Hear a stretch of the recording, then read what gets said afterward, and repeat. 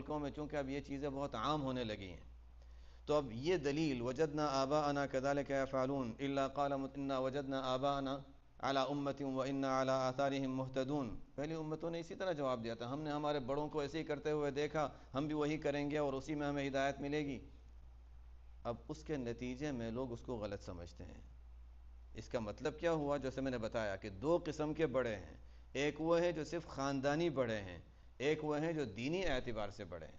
یہاں دونوں فرق آ جاتا ہے، اور ہم ایک کی آیت کو دوسرے پر بٹھا دیتے ہیں، وہاں سے ہماری غلطی ہو جاتی ہے۔ وہ لوگ جو دینی اعتبار سے بڑے ہیں، السلف الصالحین، صحابہ کرام رضی اللہ عنہم، تابعین، فقہاء، محدثین، یہ وہ حضرات ہیں جو ہم یہ نہیں کہ ہمارے خاندان کے لوگ ہیں لیکن دینی اعتبار سے مقتدی اور بڑے سمجھے جاتے ہیں، تو ایسے مقتدی اور بڑے لوگوں کا تو اتباع کرنے اور ان کے طریقے پر چلنے کا ہمیں حکم دیا گیا ہے۔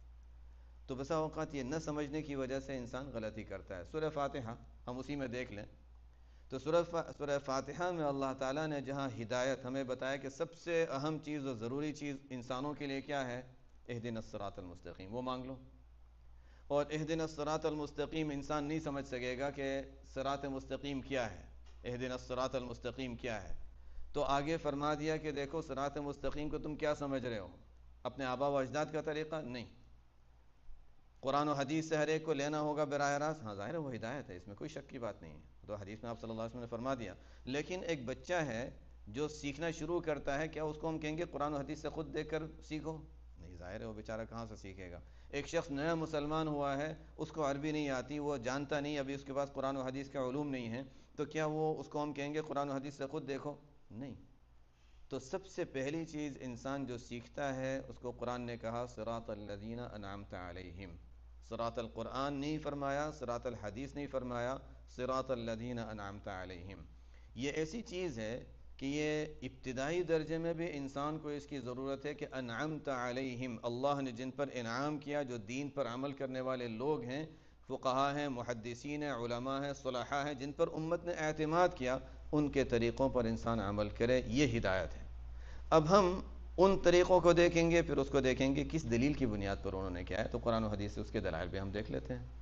بہرحال ہمارے بڑے دو طرح کے ہوتے ہیں، ایک وہ بڑے ہیں جو خاندانی بڑے ہیں، دین میں عمل کرنے کے لحاظ سے ان کے عمل ہمارے لیے حجت نہیں ہوگا۔ دوسرے وہ ہیں جو دینی اعتبار سے بڑے ہیں، دین پر عمل کرنے کے لحاظ سے قرآن سے حدیث سے ثابت ہے کہ ہمیں ان کے طریقوں پر عمل کرنا چاہیے۔ اب بہرحال جب یہ بات ہو گئی تو اب ہمیں یہ دیکھنا ہے کہ بہت سی مرتبہ ہم نے ہمارے گھرانوں میں جو چیز نہیں دیکھی، اگر کوئی چیز وہاں سے اس کے علاوہ کوئی چیز ہمیں ملتی ہے تو ہم کہتے ہیں نہیں نہیں یہ صحیح نہیں معلوم ہوتا، اس لیے کہ ہمارے گھر میں ہمارے بڑوں میں یہ چیز نہیں تھی۔ تو دیکھنا ہے کہ وہ بڑوں سے کون سے بڑے مراد ہیں۔ اس لیے یہ بہت اہم چیز ہے، یہ بہت اہم چیز ہے کہ ہم کن کو بڑا سمجھ رہے ہیں، خاندان کے لوگوں کو یا دینی اعتبار سے جو بڑے تھے ان کو۔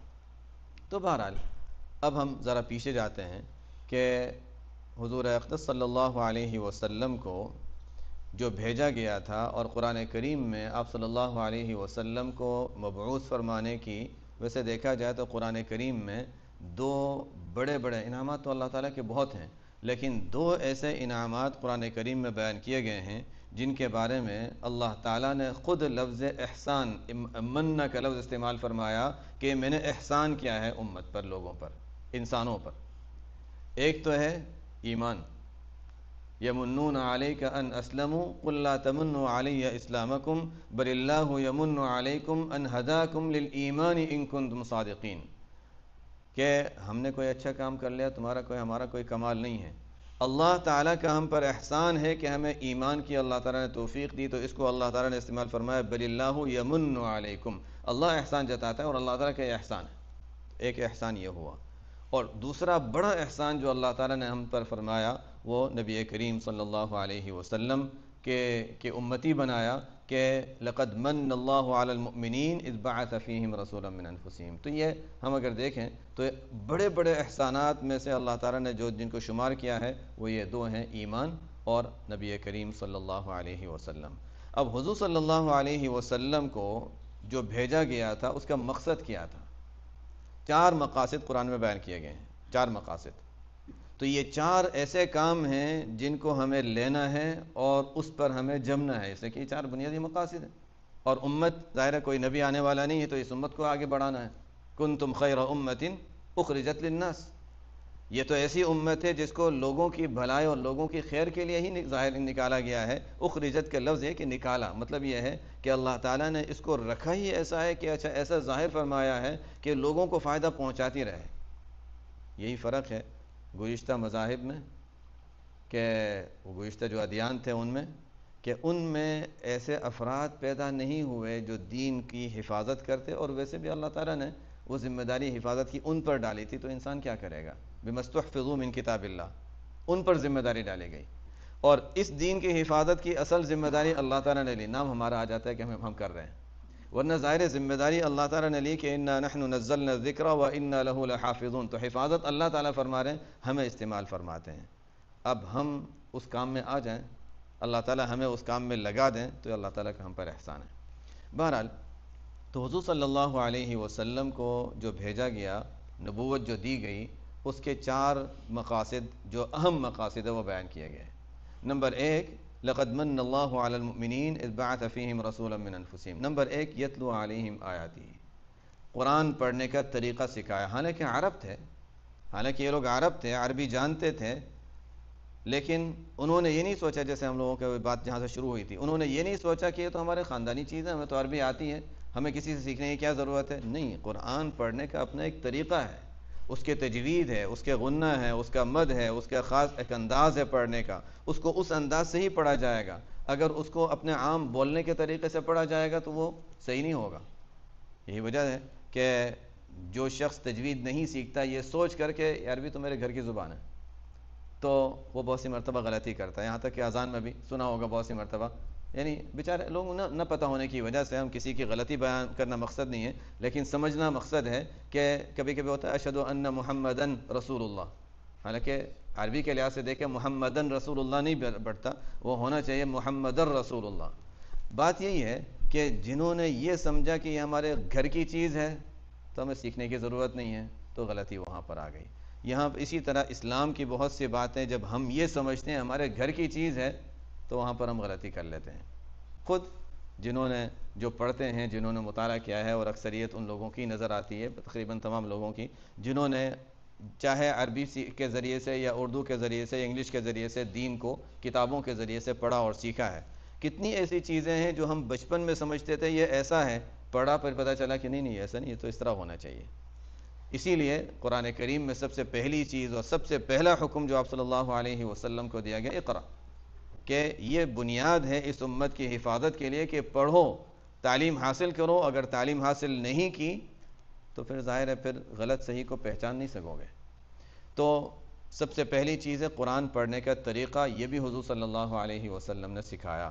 اور الحمدللہ ان ملکوں میں اللہ تعالیٰ کا بہت بڑا احسان ہے، جو 20 سال پہلے تھے ان کو اندازہ ہے کہ یہاں پر کیا حالات تھے، اور اب ہم دیکھیں تو کیا حالات ہیں.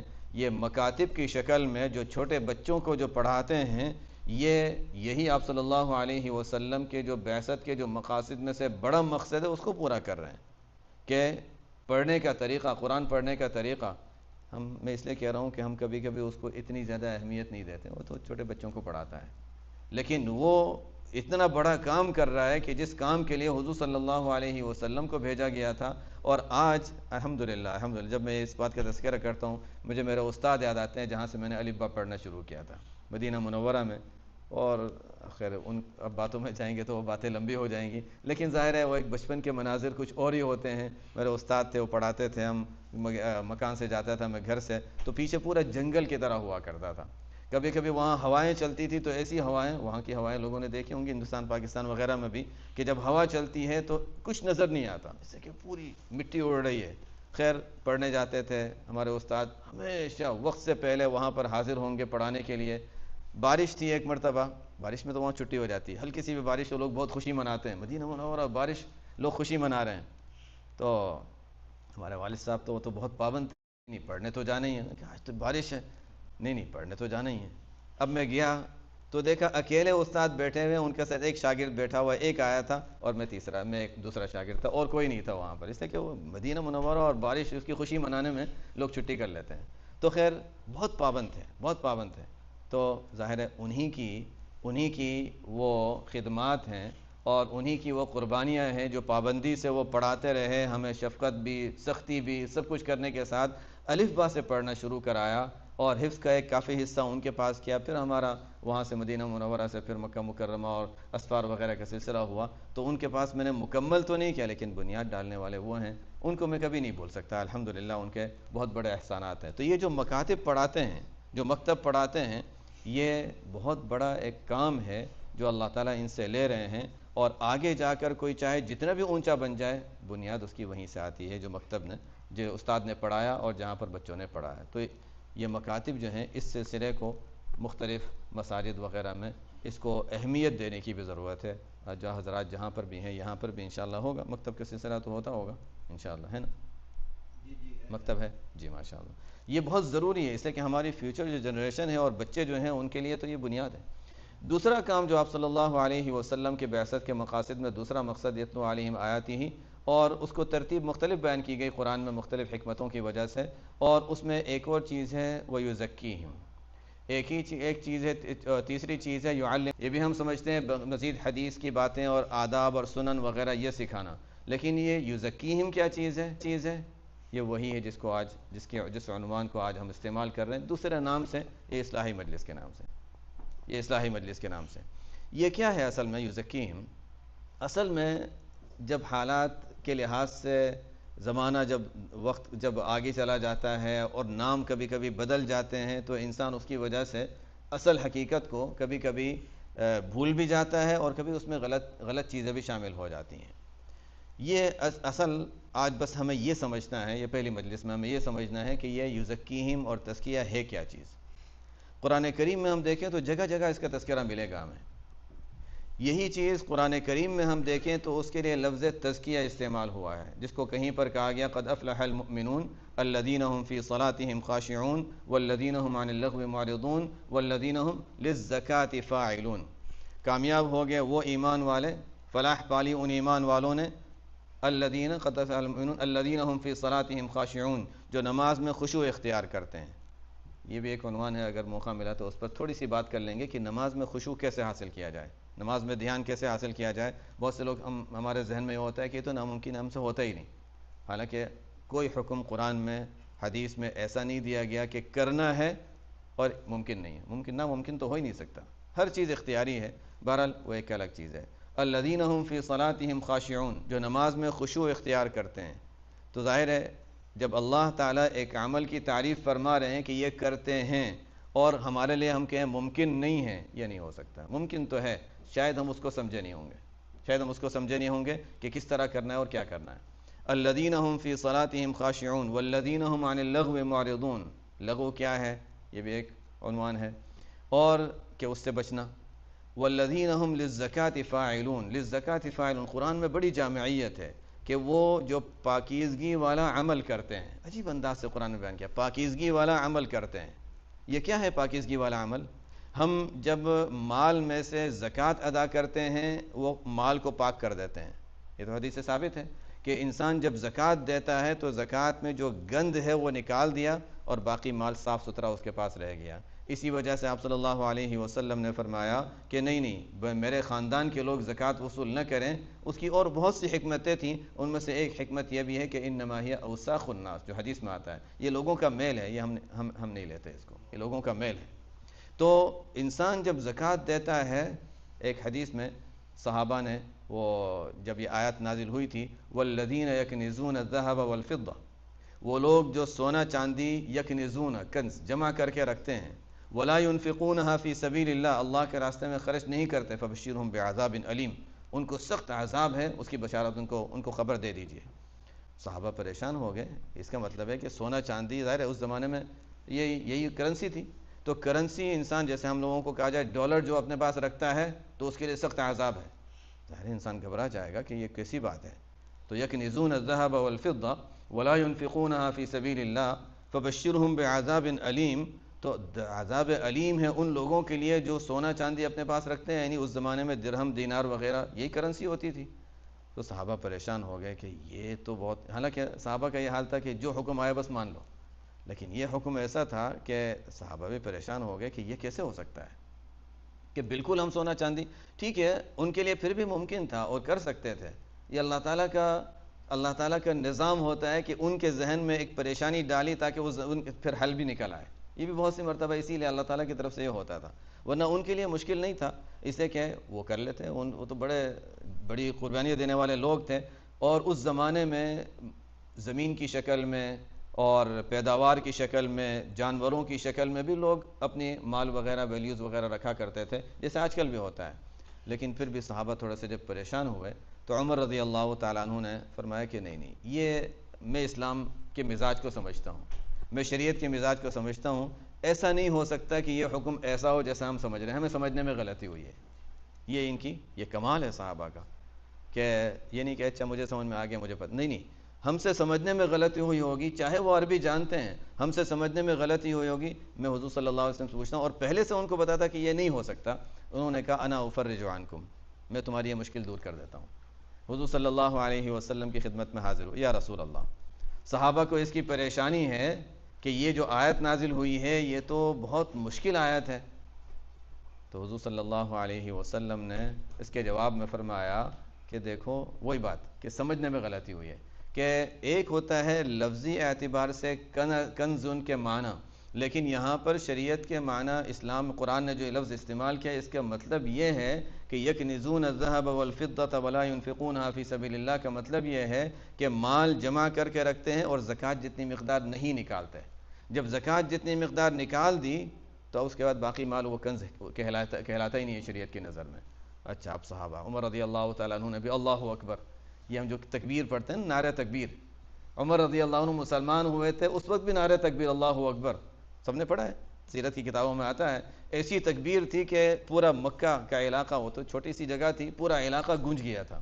یہاں پر بھی عمر رضی اللہ تعالیٰ عنہ نے جب یہ بات پوچھی اور آپ صلی اللہ علیہ وسلم نے فرمایا جب تم نے زکوٰۃ ادا کر دی، زکوٰۃ کے بعد جو مال بچ گیا، اب گندا مال نکل گیا، اب صاف مال باقی رہ گیا، تو اچھا اب باقی مال رکھنے کی اجازت ہے، اس میں کوئی پابندی نہیں.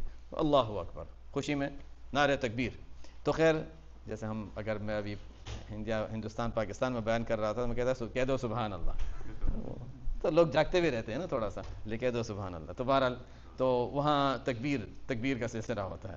تو عمر رضی اللہ تعالیٰ عنہ نے آگے جب یہ بات کی، اب یہ بھی بڑی عجیب، میں باتوں میں کہیں اور نہ چلے جاؤں. بہرحال تو حضور صلی اللہ علیہ وسلم نے اس کے بعد پھر دیکھا کہ سوال کرنے والے عمر ہیں رضی اللہ عنہ، اور صحابہ کی طرف سے نمائندے بن کر آئے ہیں. اب یہ بات آگے پہنچائیں گے تو صحابہ کے ذہن میں آپ صلی اللہ علیہ وسلم یہ نہیں ڈالنا چاہتے تھے کہ بس زکوٰۃ دے دو اور باقی مال بس اپنے پاس روک کر رکھو، کیونکہ وہ تو اعلیٰ درجے کے لوگ تھے. ان کو یہ سکھانا تھا کہ نہیں ٹھیک ہے فرض ادا کر دیا، اب وعید نہیں ہے، کوئی عذاب کی وعید نہیں ہے، مسئلہ سمجھا دیا، وہ تو فتویٰ تھا، لیکن اعلیٰ درجے کی بات آگے سمجھائی. فرمایا کہ لیکن دیکھو مال اپنے پاس رکھنے کی چیز نہیں ہے. الا اخبرک بخیر ما یکنز المرء، بہترین رکھنے کی چیز میں بتاؤں، یہ مال رکھنے کی چیز نہیں. وہ آگے پھر حدیث ہے اس میں جائیں گے تو پھر بات لمبی ہو جائے گی. بہرحال بات میں یہ بتا رہا تھا کہ زکوٰۃ کا ایک معنی ہوتے ہیں کہ انسان اپنے مال کو گند سے پاک کر دے، یعنی زکوٰۃ وغیرہ ادا کر دیا تو اب صاف مال رہ گیا. اسی وجہ سے جب انسان زکوٰۃ دیتا ہے تو اللہ تعالیٰ اس کے مال کی خود حفاظت کی ذمہ داری لے لیتے ہیں، اب مال محفوظ ہو جاتا ہے. بہت سی مرتبہ ایسا ہوتا ہے کہ اچھا یہ ہوا ہمیں پتہ نہیں چلتا، لیکن زکوٰۃ دینے کی وجہ سے اللہ تعالیٰ ہمارے مال کی بہت سے خرچوں سے ہم بچ جاتے ہیں. ایکسٹرا آنے والے خرچے کبھی ہوتے ہیں، اچھا وہ ٹکٹ ملنے والی تھی نہیں ملی، اسپیڈنگ کر رہے تھے لیکن پولیس نے دیکھا اور وہ کیا تھا ہم نے زکوٰۃ دی تھی الحمدللہ. اس کا مطلب یہ نہیں کہ اگر ٹکٹ مل گئی تو زکوٰۃ نہیں دی تھی، یہ بھی مطلب نہیں ہے. لیکن بہرحال یعنی ہمیں کبھی نظر آ جاتا ہے کہ اچھا یہ خرچہ آنے والا تھا اور اللہ تعالیٰ نے اس خرچے سے بچا لیا. اور ویسے اللہ تعالیٰ کا نظام ہے، کبھی یعنی ہم بہت سی چیزوں کو نہیں سمجھ سکتے. حدیث میں آتا ہے ہمارے ایمان کا امتحان. آپ صلی اللہ علیہ وسلم نے ایک حدیث میں 3 باتیں فرمائی، تینوں ہمارے ایمان کا امتحان ہے. کیا فرمایا؟ ما نقصت صدقۃ من مال، کوئی صدقہ، بہت تاکید، کوئی صدقہ کسی مال میں کمی نہیں کرتا. ہمارا تھوڑا سا ظاہر ہے تھوڑا سا تردد ہوتا ہے کہ جب ہم $1000 میں سے $100 دے رہے ہیں تو اب تو 900 بچ گئے، اور آپ صلی اللہ علیہ وسلم فرما رہے ہیں کہ کمی نہیں ہے. اس لیے کہ وہی انسان جب تجربہ کرتا ہے تو پھر انسان سیکھ بھی لیتا ہے کہ واقعی ایسا ہوتا ہے، واقعتاً ایسا ہوتا ہے۔ جب انسان دیتا ہے تو اللہ تعالیٰ کبھی کبھی ہمیں دکھا دیتے ہیں کہ یہ جو تم نے دیا تھا اس کے بعد دیکھو کتنا ملا تمہیں، حالانکہ امید نہیں تھی کہ وہاں سے ملنے والا مل گیا۔ کبھی کبھی ہمیں نظر بھی نہیں آتا کہ بڑا خرچہ آنے والا تھا اور بچ گیا، اور کبھی نظر آ جاتا ہے۔ تو بہرحال یہ بھی ہمارے ایمان کا امتحان ہے۔ آپ صلی اللہ علیہ وسلم نے فرما دیا اس کے بعد ہم مان لیں، یہ کبھی کبھی انسان تجربے کے بعد مان لیتا ہے، لیکن بہرحال مان تو لیتا ہے الحمدللہ۔ ما نقصت صدقۃ من مال۔ دوسری بات ہے اس حدیث میں وما زاد اللہ عبدا بعفو الا عزا، اللہ تعالیٰ کسی بندے کو بھی معاف کرنے کی وجہ سے اگر بڑھاتا ہے تو ذلت میں نہیں، عزت میں ہی بڑھاتا ہے۔ ہمارا معاشرہ ایسا نہیں کہتا، ہمارا معاشرہ یہ کہتا ہے کہ دیکھو کسی نے تمہیں کچھ کہا ہے تو جواب دے دو، ورنہ لوگ سمجھیں گے اس چیز کے بعد جواب ہی نہیں، اس کو بولنے ہی نہیں آتا۔ ہمیں کہ تانا دیتے ہیں نا، منہ میں زبان نہیں ہے، بولتے نہیں ہو۔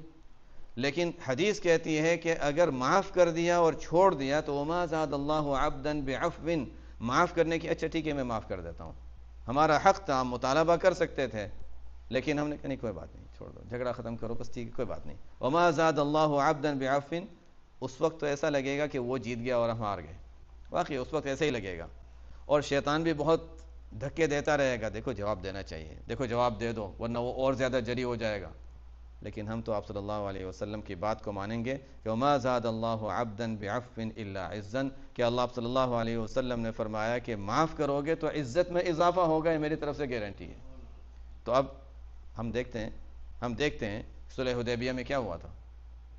صلح حدیبیہ میں کیا ہوا تھا کہ پہلے غزوہ احزاب میں ایک الگ طرح کا امتحان تھا، جنہوں نے سیرت پڑھی ہے وہ میں ان کے لیے بتا رہا ہوں کہ تفصیل میں تو نہیں جا سکتے، لیکن غزوہ احزاب میں جو امتحان تھا وہ جان کا خطرہ تھا، بس ایسا تھا کہ ابھی یہاں سے حملہ ہوگا، ابھی یہاں سے حملہ ہوگا، اور یہ سب اس کے لیے تیار تھے جان دینے کے لیے، صحابہ کے لیے جان دینا کوئی بڑی چیز نہیں تھی۔ اس کے بعد جو امتحان آیا، 5 ہجری کی بات ہے، سن 6 ہجری میں جو امتحان آیا وہ بہت مشکل تھا صحابہ کے لیے بھی۔ وہ کیا تھا؟ جان دینے کی بات نہیں، ہم تو تیار ہیں، لیکن یہاں پر نفس کو توڑنے کا مسئلہ تھا کہ عمرہ کا احرام باندھا ہوا ہے، آگے جا رہے ہیں، مکہ کے قریب پہنچ گئے۔ آج کل تو علاقہ مکہ کا حصہ کہلاتا ہے، حدیبیہ جو جگہ ہے، اگر کوئی وہاں جائے، اور اگر حدیبیہ نام سے لوگ نہ جانتے ہو تو نواریہ جگہ کا نام ہے، وہ پورا علاقہ ہے نواریہ کا۔ تو آپ صلی اللہ علیہ وسلم صحابہ کی جماعت کے ساتھ احرام باندھ کے ہدی کے جانور لے کے وہاں تک پہنچ گئے، مکہ بالکل قریب ہے، اور یعنی گاڑی میں جائیں تو تقریباً آدھے گھنٹے سے کم، آدھا گھنٹہ، اور اس زمانے کے لحاظ سے تھوڑا سا ہم کہہ سکتے ہیں کہ ایک منزل باقی ہے تقریباً۔ اب وہاں تک پہنچ گئے اور مکہ والے کہتے ہیں آپ نہیں جا سکتے عمرہ کرنے کے لیے۔ اتنی بڑی ہار کو مان لینا کہ ہم نے اللہ کی رضا کے لیے احرام باندھا ہوا ہے، ہمیشہ کا دستور یہ ہے کہ عمرہ کرنے والوں کو روکا نہیں جاتا، کس بنیاد پر ہمیں روک رہے ہیں؟ اب اس کے بعد اچھا نہیں ٹھیک ہے ہم صلح کر لیتے ہیں، صحابہ کو پوری طرح ذہن تیار نہیں تھا صلح کرنے کے لیے۔ اب صلح بھی چلو ٹھیک ہے برابر کی ہوتی، صلح میں یہ طے ہو رہا ہے کہ اچھا تمہارا آدمی اگر یہاں آ جائے گا کافر بن کر، مرتد ہو کر، تو ہمارے پاس رہے گا وہ، ہمارا آدمی اگر مسلمان ہو کر آپ کے پاس جانا چاہے وہاں جا کر نہیں رہ سکتا ہے۔ کوئی انصاف کی بات نہیں ہے، یا تو دونوں طرف سے برابر کی شرط ہو۔ اب یہاں کا آدمی وہاں جائے تو نہیں رہ سکتا، اس لیے کہ ان کو بھی خطرہ تھا نا، وہ دیکھ رہے تھے کہ مسلمانوں کی طاقت بڑھ رہی ہے، یہاں سے مسلمان ہو کر لوگ وہاں جانا شروع کر دیں گے تو ان کی طاقت بڑھ جائے گی، پھر تو ہم پر حملہ کر دیں گے، تو ان کی طاقت نہ بڑھ جائے اس لیے تھا کہ نہیں کوئی وہاں نہیں جا سکتا، لیکن وہاں کا یہاں آنا چاہے تو آ سکتا ہے۔ آپ صلی اللہ علیہ وسلم نے فرمایا ٹھیک ہے۔ اب یہ بھی ایک امتحان تھا، تو اگر اس کو ہم دیکھیں تھوڑا سا، اس کو اگر آئندہ موقع ملا اس کو تفصیل سے پڑھیں، صلح حدیبیہ میں کیا واقعہ سن 6 ہجری میں پیش آیا تھا، وہ ایک جو امتحان تھا وہ وہی نفس کو توڑنے والا امتحان تھا، اپنی ہار ماننے والا، لیکن اللہ کی رضا کے لیے، اللہ تعالیٰ کی رضا کے لیے اپنی ہار کو ماننے کا امتحان تھا، بڑا سخت امتحان تھا، اور اس کو ہم اب اس نظر سے کبھی اس کو واقعے کو پڑھیں۔ اسی وجہ سے جب یہ صلح کا معاملہ ہو گیا تو عمر رضی اللہ تعالیٰ عنہ جیسا شخص، باقی تو بہت یعنی خاموش بھی ہو جاتے تھے اور یعنی اپنے صبر کر لے جم جاتے تھے کہ اچھا ٹھیک ہے کوئی بات نہیں، بات لوگوں کے سامنے نہیں کی۔ عمر رضی اللہ تعالیٰ عنہ تو بڑے جری تھے، تو انہوں نے بکر رضی اللہ تعالیٰ عنہ سے آ کر ہم حق پر نہیں ہیں، ہاں بالکل حق پر ہیں، تو ہم کیوں ان سے اتنا دب رہے ہیں؟ یعنی ان کے جو سوالات تھے اب اس کو نظر سے دیکھیں تو واقعی قرآن نے بھی یہ مانا ہے اور اس کو بیان کیا ہے کہ بڑا سخت امتحان تھا یہ ان صحابہ کے لیے، اب اس کے نتیجے میں ہم دیکھیں تو کتنا اچھا نتیجہ ظاہر ہوا بھائی. اس کے بعد سن 6 ہجری تک کتنے مسلمانوں کی تعداد تھی آپ صلی اللہ علیہ وسلم کے ساتھ جو گئے تھے؟ ہم سیرت میں پڑھیں تو 1500 کا تقریباً اس کے قریب قریب نمبر ملے گا. 1500 اور بھی تھے ادھر ادھر دوسرے بھی حضرات تھے، لیکن آپ صلی اللہ علیہ وسلم کے ساتھ جانے والے، حالانکہ سب کو کہا گیا تھا چلو ساتھ، اعراب وغیرہ دیہات کے لوگوں کو کہا گیا تھا، 1500 کی تعداد تھی تقریباً جو ساتھ جانے والے تھے، کم زیادہ. اس کے 2 سال بھی پورے نہیں ہوئے. یہ شوال کا مہینہ ہے، اس میں 2 سال بھی ذوالقعدہ کا مہینہ ہے، اور 2 سال بھی پورے نہیں ہوئے. 2 سال کے بعد سن 8 ہجری میں رمضان کا مہینہ ہے. 2 سال پورے ہونے میں بھی تقریباً 2 مہینے باقی ہیں. رمضان کا مہینہ ہے. حضور صلی اللہ علیہ وسلم سن 8 ہجری میں پھر جب وہاں جاتے ہیں تو کتنی فوج ساتھ تھی؟ 10,000 تو کم از کم تھے. 10,000 کا مجمع تھا. اسلام کی اشاعت کا سلسلہ شروع ہوا تھا مکہ مکرمہ میں تقریباً 10 سال یا 13 سال، جیسے کہ عمومی تبلیغ کا جو کام شروع ہوا تھا وہ وہاں سے لے کر 10 سال ہم کہہ سکتے ہیں مکہ مکرمہ میں. تو مکہ مکرمہ میں 10 سال، مدینہ منورہ میں 8 سال، 6 سال تک اگر ہم دیکھیں تو تعداد جو آپ صلی اللہ علیہ وسلم کے ساتھ جانے والوں کی تھی وہ 1500، اور اس کے 2 سال سے کم عرصے میں تعداد بڑھ کے اتنی زیادہ کہ 10,000 تو فوج ہے. اس کے علاوہ جو صحابیات اور دوسرے جو حضرات ہیں وہ اپنی جگہ وہ علیحدہ ہیں. کیا چیز تھی؟ وہی ہمیں سکھایا. ایک تو یہ سکھایا کہ دیکھو امن کے ذریعے سے جو بات لوگوں تک پہنچ سکتی ہے وہ اس کا اثر کچھ زیادہ ہوتا ہے اور لوگ اس بات کو زیادہ قبول کرتے ہیں. ایک بات اس لیے کہ اب امن ہو گیا تھا نا، جنگ جنگ ہو گئی تھی. اور دوسری بات یہ کہ اللہ کی رضا کی خاطر انسان جب اپنی ہار مان لیتا ہے تو آخر اللہ تعالیٰ آگے بہت فتوحات کے دروازے کھولتے ہیں. ایک بڑی چیز ہے، ایک بڑی چیز ہے. جنہوں نے اپنے خاندانوں میں اس کا تجربہ کیا ہے وہ بھی اس کو دیکھ سکتے ہیں کہ اچھا ہم نے ایک چند سال پہلے یہ تھا کہ ہم نے وہاں ہار مان لی تھی، آج اللہ تعالیٰ نے ہمیں ایک اس کے بدلے میں کیا انعام دیا ہے. تو یہ ہوتا ہے کہ اللہ کی رضا کی خاطر انسان اپنی ہار مان لے تو اخیر میں وعدہ ہے آپ صلی اللہ علیہ وسلم کی طرف سے کہ جیت تمہاری ہے. یہاں تک کہ ایک حدیث میں تو آپ صلی اللہ علیہ وسلم، یہ تو دنیا کی جیت کی بات کر رہا ہوں میں، ورنہ حدیث میں آپ صلی اللہ علیہ وسلم فرماتے ہیں میں جنت میں جگہ دلانے کی ذمہ داری دیتا ہوں. اس سے زیادہ ہمیں اور کیا چاہیے؟ میں جنت میں جگہ دلانے کی ذمہ داری لیتا ہوں اس شخص کے لیے لمن ترک المراء، جو جھگڑے کو چھوڑ دے وہ محقین، اس حال میں کہ وہ خود حق پر ہو. حق پر ہونے کے باوجود جھگڑا ختم کرنے کے لیے اچھا ٹھیک ہے کوئی بات نہیں میں چھوڑ دیتا ہوں. آسان نہیں ہے، مجھے پتہ ہے آسان نہیں ہے. جب اس سے انسان گزرتا ہے تو اور بعد میں ایک مرتبہ کر دیا، دوسرے دن پھر شیطان آئے گا، نہیں ابھی ہمیں کچھ کہنا چاہیے، چند دنوں کے بعد پھر آئے گا. آسان نہیں ہے، لیکن جنت کا وعدہ آپ صلی اللہ علیہ وسلم اپنے ذمہ لے رہے ہیں کہ میری طرف سے جنت کی ذمہ داری ہے. تو خیر بات کہاں سے چلی تھی، کہاں چلے ہم لوگ؟ بہرحال ابھی تک تو میں دیکھ رہا ہوں الحمدللہ دلچسپی لے رہے ہیں سب انشاءاللہ. تو خیر، تو حضور صلی اللہ علیہ وسلم کی جو بعثت کے مقاصد میں سے ایک مقصد تزکیہ ہے. تو تزکیہ میں 2 معنی ہوتے ہیں، پاک کرنا، والذین هم للزکاۃ فاعلون پہ بات کر رہا تھا میں کہ زکوٰۃ فاعلون میں ایک ہوتا ہے مال کو پاک کرنا، کہ انسان زکوٰۃ دے کر اپنے مال کو پاک کر لیتا ہے، اور دوسرا ہوتا ہے انسان اپنے نفس کو پاک کر لیتا ہے، دل کو پاک کر لیتا ہے. یہ ہے تزکیہ، دل کو پاک کرنا. یزکیہم جو کہا گیا آپ صلی اللہ علیہ وسلم کے لیے دل کو پاک کرنا، یہ کیا ہے؟ یہی ہے جس کو ہم کہتے ہیں کہ یہ اصلاح. اور اس کو میں تھوڑا سا اور سمجھا دوں. قرآن کریم میں اس کے لیے لفظ تزکیہ استعمال ہوا ہے، احادیث مبارکہ میں اس کے لیے لفظ احسان استعمال ہوا ہے. قرآن میں بھی لفظ احسان آتا ہے اور احادیث مبارکہ میں اس کے لیے لفظ احسان استعمال ہوا ہے. ایک مشہور حدیث ہے، صحیح حدیث ہے، بعضوں نے اس کو متواتر بھی فرمایا، معنی کے لحاظ سے متواتر بھی ہے لیکن انتہائی صحیح روایت ہے، جس میں جو حدیث جبرائیل کہلاتی ہے. بہت سے لوگوں کے علم میں ہوگی وہ روایت. آپ صلی اللہ علیہ وسلم امت تک دین پہنچا چکے تھے پورا، یعنی آپ کے 23 سالہ دور تقریباً گزر چکا ہے. حجۃ الوداع بھی ہو چکا ہے. حجۃ الوداع میں تو آیت نازل ہو گئی، الیوم اکملت لکم دینکم، دین مکمل ہو گیا. تو پورا دین مکمل ہو گیا، لوگوں تک پہنچ گیا، اس کی وضاحت لوگوں کے سامنے آ گئی، سب کچھ ہو گیا. اب اس کے بعد آپ صلی اللہ علیہ وسلم صحابہ کے مجمع کے ساتھ تشریف فرمائیں. اب وہ واقعہ پیش آتا ہے حدیث جبرائیل کا، اور وہ واقعہ اس کو ہم حدیث میں جب پڑھیں گے تو وہ ایک عجیب انداز سے پیش کیا ہے. وہ اس طرح پیش کیا ہے کہ دیکھو ہم صحابہ کی جماعت، عمر رضی اللہ عنہ فرماتے ہیں کہ ہم صحابہ بیٹھے ہوئے تھے، اطلع علینا رجل، اچانک، طلع کا لفظ عربی میں آتا ہے نا، اچانک آ گیا. ایک تو ہوتا ہے کہ اچھا کوئی دور سے آ رہا ہے، جنگلوں میں آتا ہے وہ تو انسان نظر آتا ہے، گرد و غبار اڑ رہا ہے، کوئی آ رہا ہے، کوئی آ رہا ہے. اچانک سے دیکھو، جیسے ابھی یہاں کوئی اچانک بیٹھا ہو تو ہم کہیں گے اچھا کوئی جن ہے، تو لوگ ڈر بھی جاتے ہیں.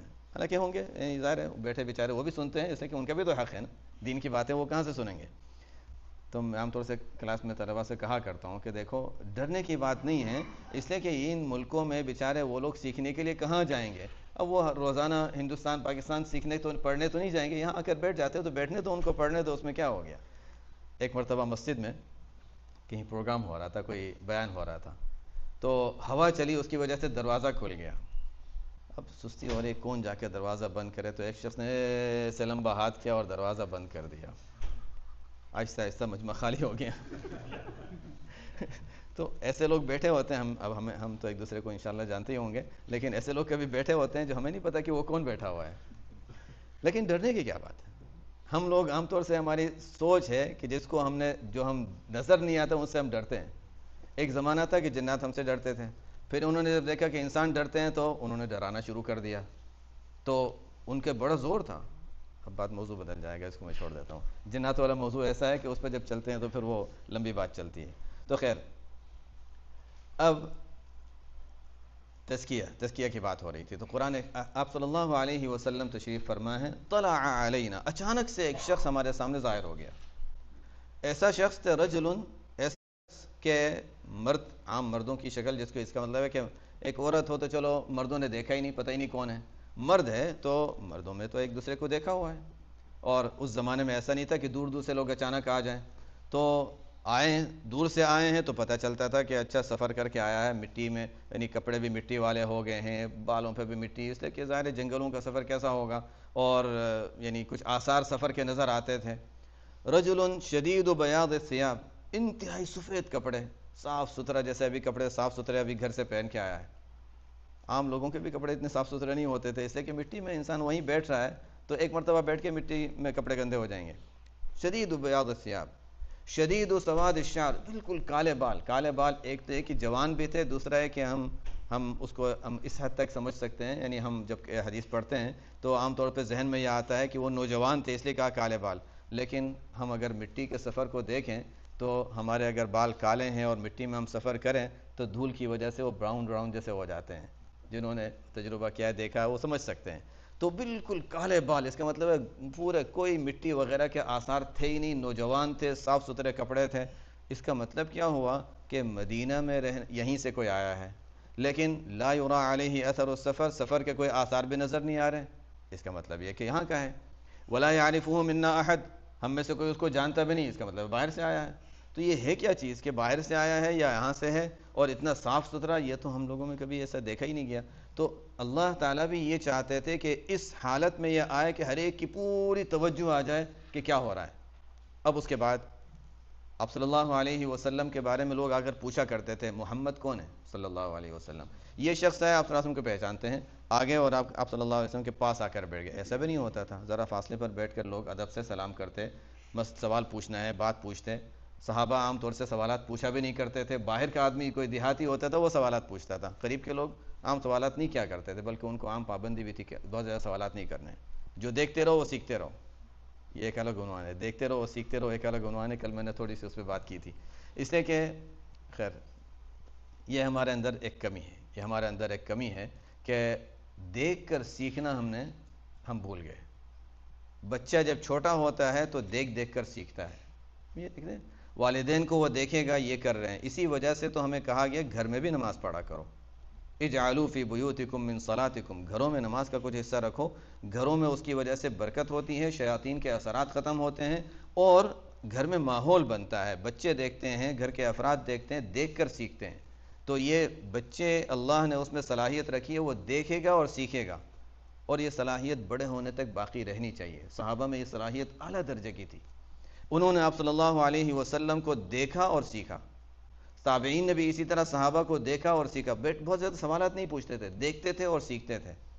اور واقعی ہم دیکھیں، میں اپنے طالب علمی کے شروع دور کا اگر میں بات کر رہا ہوں تو اس وقت تک، اور بلکہ اخیری دور تک میرا یہ کہہ سکتا ہوں کہ اب طالب علم کا دور تھوڑا پرانا ہو گیا میرا بھی، یعنی جب میں مدرسے میں پڑھا کرتا تھا تو طلباء میں یہ بہت زیادہ جذبہ ہوتا تھا کہ اپنے استادوں کو، بڑوں کو دیکھ کر سیکھیں، لیکن ان ملکوں میں یہ چیز بہت کم نظر آتی ہے الحمدللہ ہے، لیکن یہ چیز کم نظر آتی ہے کہ جتنا کتاب میں پڑھ لیا بس وہی ہے، باقی استاد جو کر رہے ہیں ٹھیک ہے، وہ جو کر رہے ہیں ان کی مرضی، وہ یعنی ان کا اپنا عمل ہے. یہ چیز بہت بڑی کمی ہے، بہت بڑا نقص ہے. بہرحال تو یہ جبرائیل علیہ الصلوۃ والسلام جب آئے اور آ کر یا محمد، آپ صلی اللہ علیہ وسلم کو آ کر انہوں نے یہ فرمایا یا محمد. صحابہ کو یہ بھی عجیب لگا کہ پڑھا لکھا سمجھدار آدمی معلوم نہیں، سمجھدار آدمی معلوم ہوتا ہے یا محمد کہہ رہا ہے، یا رسول اللہ کہنا چاہیے، یا محمد. اخبرنی عن الاسلام. اب یہاں پر وہ آ کر سوالات کر رہے ہیں. ایک سوال تھا اسلام کے بارے میں بتائیے، دوسرا سوال تھا ایمان کے بارے میں بتائیے، تیسرا سوال تھا احسان کے بارے میں بتائیے، اور چوتھا سوال تھا قیامت کے بارے میں بتائیے. حدیث تو لمبی ہو جائے گی، میں تو صرف خلاصہ بتا رہا ہوں. تو اس میں جو تیسرا سوال تھا اخبرنی عن الاحسان، یہ وہی احسان ہے جس کو قرآن کریم میں تزکیہ کہا گیا ہے، یزکیہم. تو جس چیز کو قرآن میں بیان کیا گیا ہے تزکیہ کے لفظ سے، اسی کو حدیث میں بیان کیا گیا ہے احسان کے لفظ سے. اور پھر یہ جب واقعہ پیش آ گیا اس کے بعد عمر رضی اللہ تعالیٰ عنہ فرماتے ہیں مجھے تو پتہ ہی نہیں تھا کہ وہ آدمی ہے کون. تو حضور صلی اللہ علیہ وسلم نے پوچھا اتدری من السائل، جانتے ہو کہ وہ پوچھنے والا کون تھا؟ نہیں یا رسول اللہ مجھے تو معلوم، آپ بتائیے. اللہ ورسولہ اعلم. صحابہ کا ایک ادب یہی تھا، اللہ ورسولہ اعلم. تو حضور صلی اللہ علیہ وسلم نے یہاں جو بات فرمائی وہ جواب بھی بڑا اہم ہے. فرمایا انہ جبریل، اتنی بات ختم نہیں فرما دی، انہ جبریل اتاکم یعلمکم دینکم. یہ بڑا اہم حصہ ہے حدیث کا. یہ جبریل تھے جو تمہارے پاس آئے تھے تمہیں تمہارا دین سکھانے کے لیے. یہ بتایا کہ دین اسلام جو ہے اس کے بنیادی جو چیزیں ہیں یہ 3-4 چیزیں ہیں.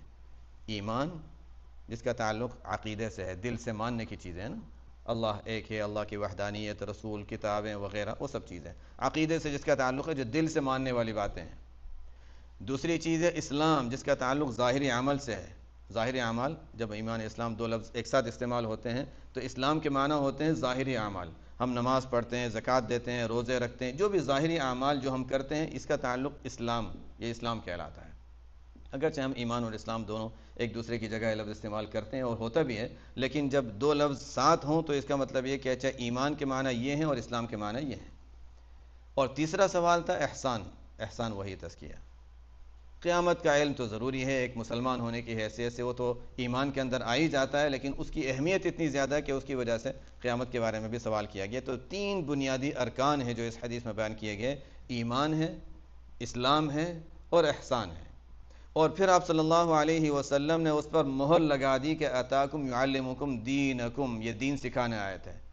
اور ہم زمانہ دیکھیں اس کا یہ کون سا زمانہ ہے جب پورا دین مکمل ہو چکا ہے. الیوم اکملت لکم دینکم کی آیت نازل ہو چکی ہے، اس کے بعد کہا جا رہا ہے کہ اتاکم یعلمکم دینکم. اس کا مطلب ہے پورے دین کا نچوڑ اور خلاصہ سکھانے کے لیے جبرائیل علیہ الصلوۃ والسلام آئے تھے اور انہوں نے سوالات کیے تھے. پتہ چلتا ہے کہ یہ دین اسلام میں ان 3 چیزوں کی کتنی زیادہ اہمیت ہے. کون سے 3 چیزیں ہو گئے؟ عقائد ہو گئے، ظاہری اعمال ہو گئے، اور پھر تزکیہ اور احسان ہو گیا. اب ہم تھوڑا آگے چلتے ہیں.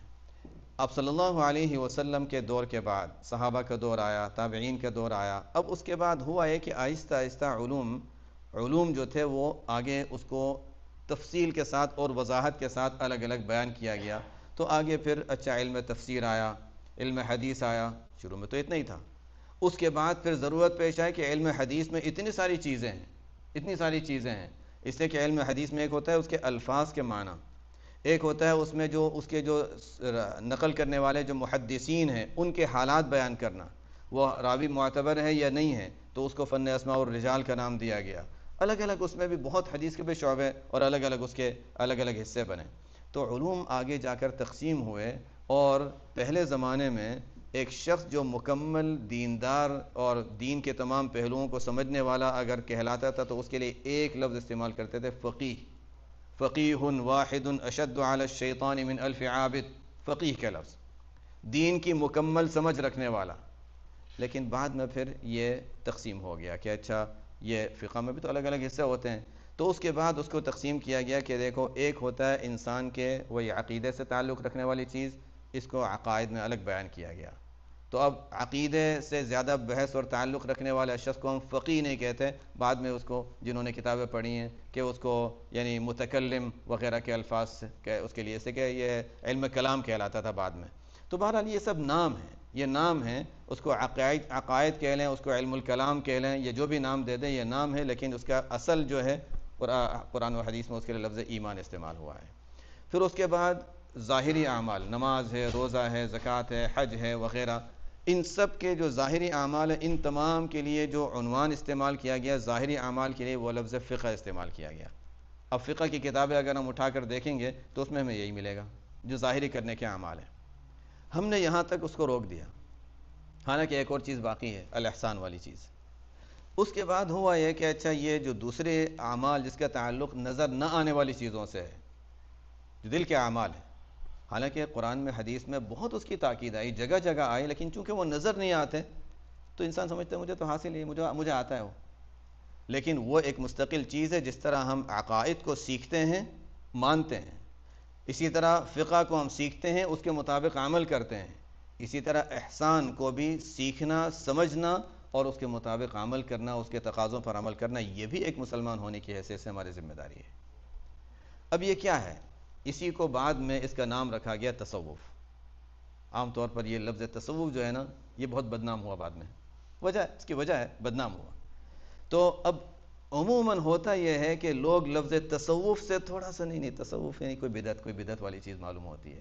ہاں یعنی میں ان کو 100% غلط بھی نہیں کہتا ہوں، 100% غلط نہیں کہتا ہوں، اس لیے کہ تصوف کا لفظ استعمال کر کے لوگوں نے بہت سی غلط چیزیں دین میں شامل کی ہیں، یہ بات بھی صحیح ہے۔ تو اب ہمیں یہ دیکھنا ہے کہ تصوف میں جس کو ہم نے قرآن میں کہا تزکیہ، احادیث میں کہا احسان، بعد میں اس کا نام پڑا تصوف، اس کی بھی وجوہات ہیں۔ میں چونکہ اب وقت بھی ہمارا ایسا لگ رہا ہے کہ وقت بہت تیزی سے جا رہا ہے، مجھے تو ایسا لگ رہا ہے، آپ حضرات کو لگ رہا ہوگا کہ پتہ نہیں بیان لمبا ہو رہا ہے، لیکن بہرحال یعنی ایسا لگ رہا ہے کہ ٹائم ختم ہو رہا ہے، ابھی میری بات شروع ہو رہی ہے۔ بہرحال اب ہوا یہ کہ اب یہ بعد میں اس کا نام تصوف پڑا، کیوں پڑا وہ ایک الگ بحث ہے، اس بحث میں ہم نہیں جاتے، لیکن اب ہوا یہ کہ تصوف کا لفظ استعمال کر کے لوگوں نے بہت سی غلط چیزوں کو دین میں شامل کرنا شروع کر دیا۔ ڈانس کر رہے ہیں، میوزک ہے، قوالیاں ہیں، اور کہہ رہے ہیں یہ دین کا حصہ ہے۔ اب ظاہر ہے جو بیچارے متشرع لوگ تھے، شریعت کو جاننے والے لوگ تو نہیں، تو حرام ہے۔ اب اچھا یہ کون کر رہا ہے؟ یہ صوفیہ کر رہے ہیں، تصوف غلط ہے، انہوں نے کہا تصوف غلط ہے، ظاہر ہے وجہ ہے اس کی۔ تو بہرحال اب یہ ہم دیکھیں کہ تصوف میں اصل کے لحاظ سے کیا سکھایا جاتا ہے۔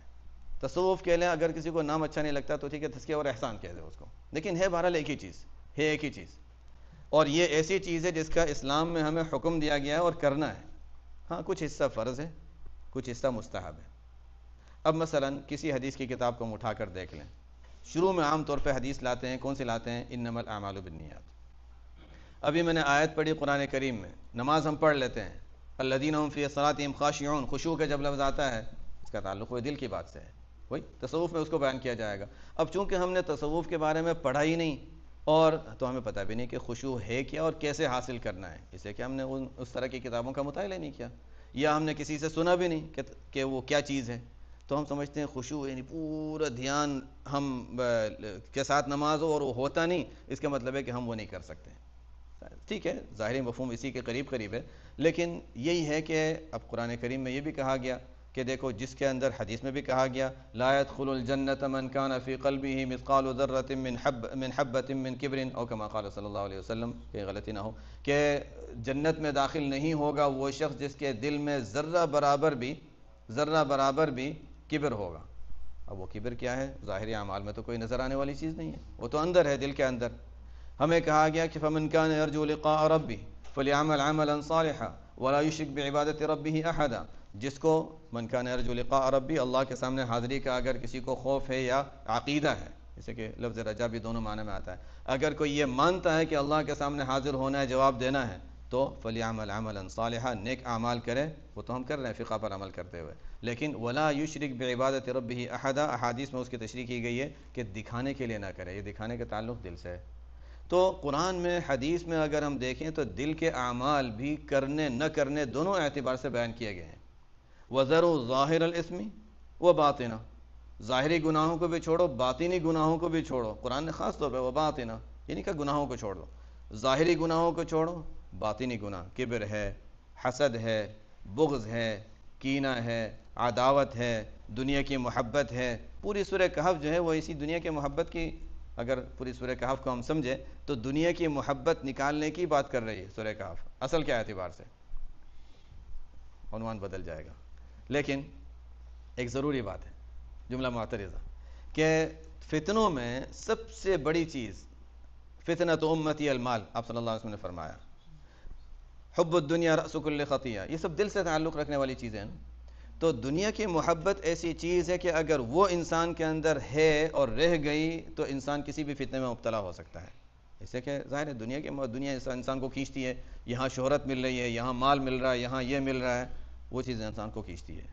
اور ہم سب جانتے ہیں کہ سورہ کہف کے بارے میں احادیث میں بیان کیا گیا ہے کہ جو سورہ کہف کا اہتمام کرتا ہے تو اللہ تعالیٰ اس کو دجال کے فتنے سے محفوظ رکھیں گے.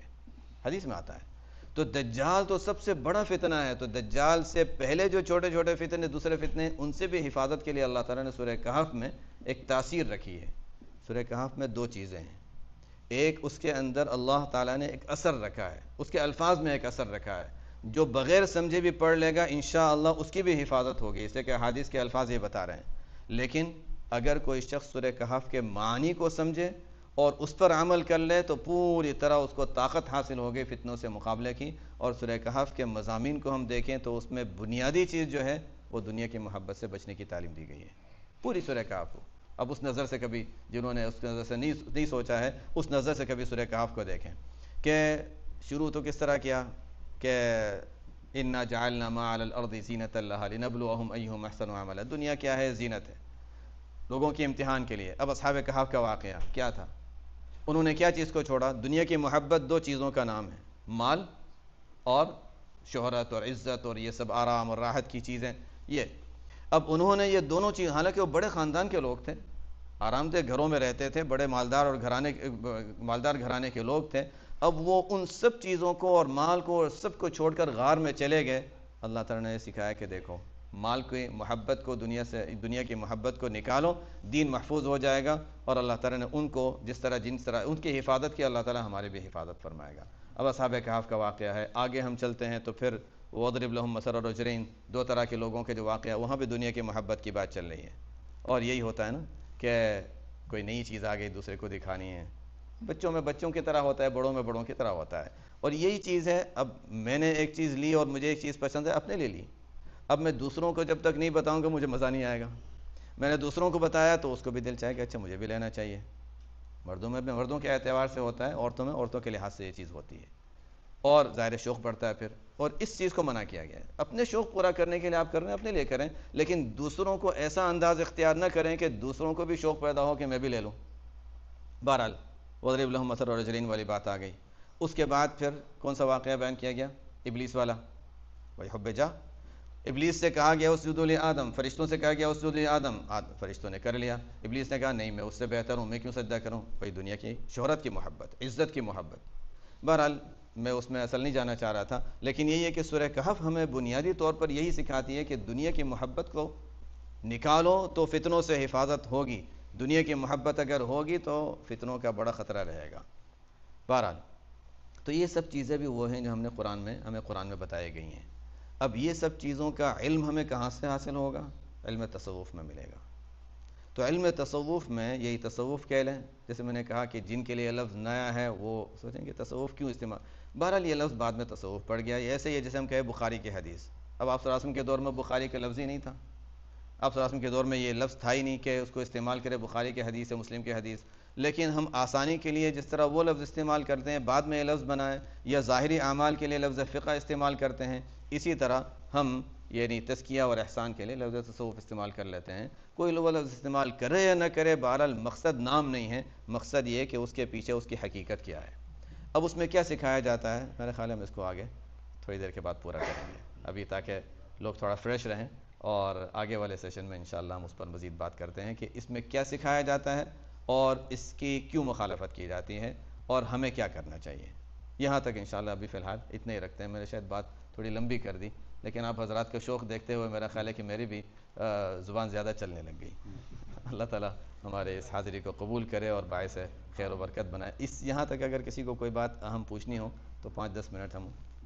یہ احسان کا کچھ لوگوں نے ڈیفائن کیا کہ بھئی اللہ تعالیٰ کی ایسی عبادت کیجیے جیسے آپ اس کو دیکھ رہے ہیں. جی.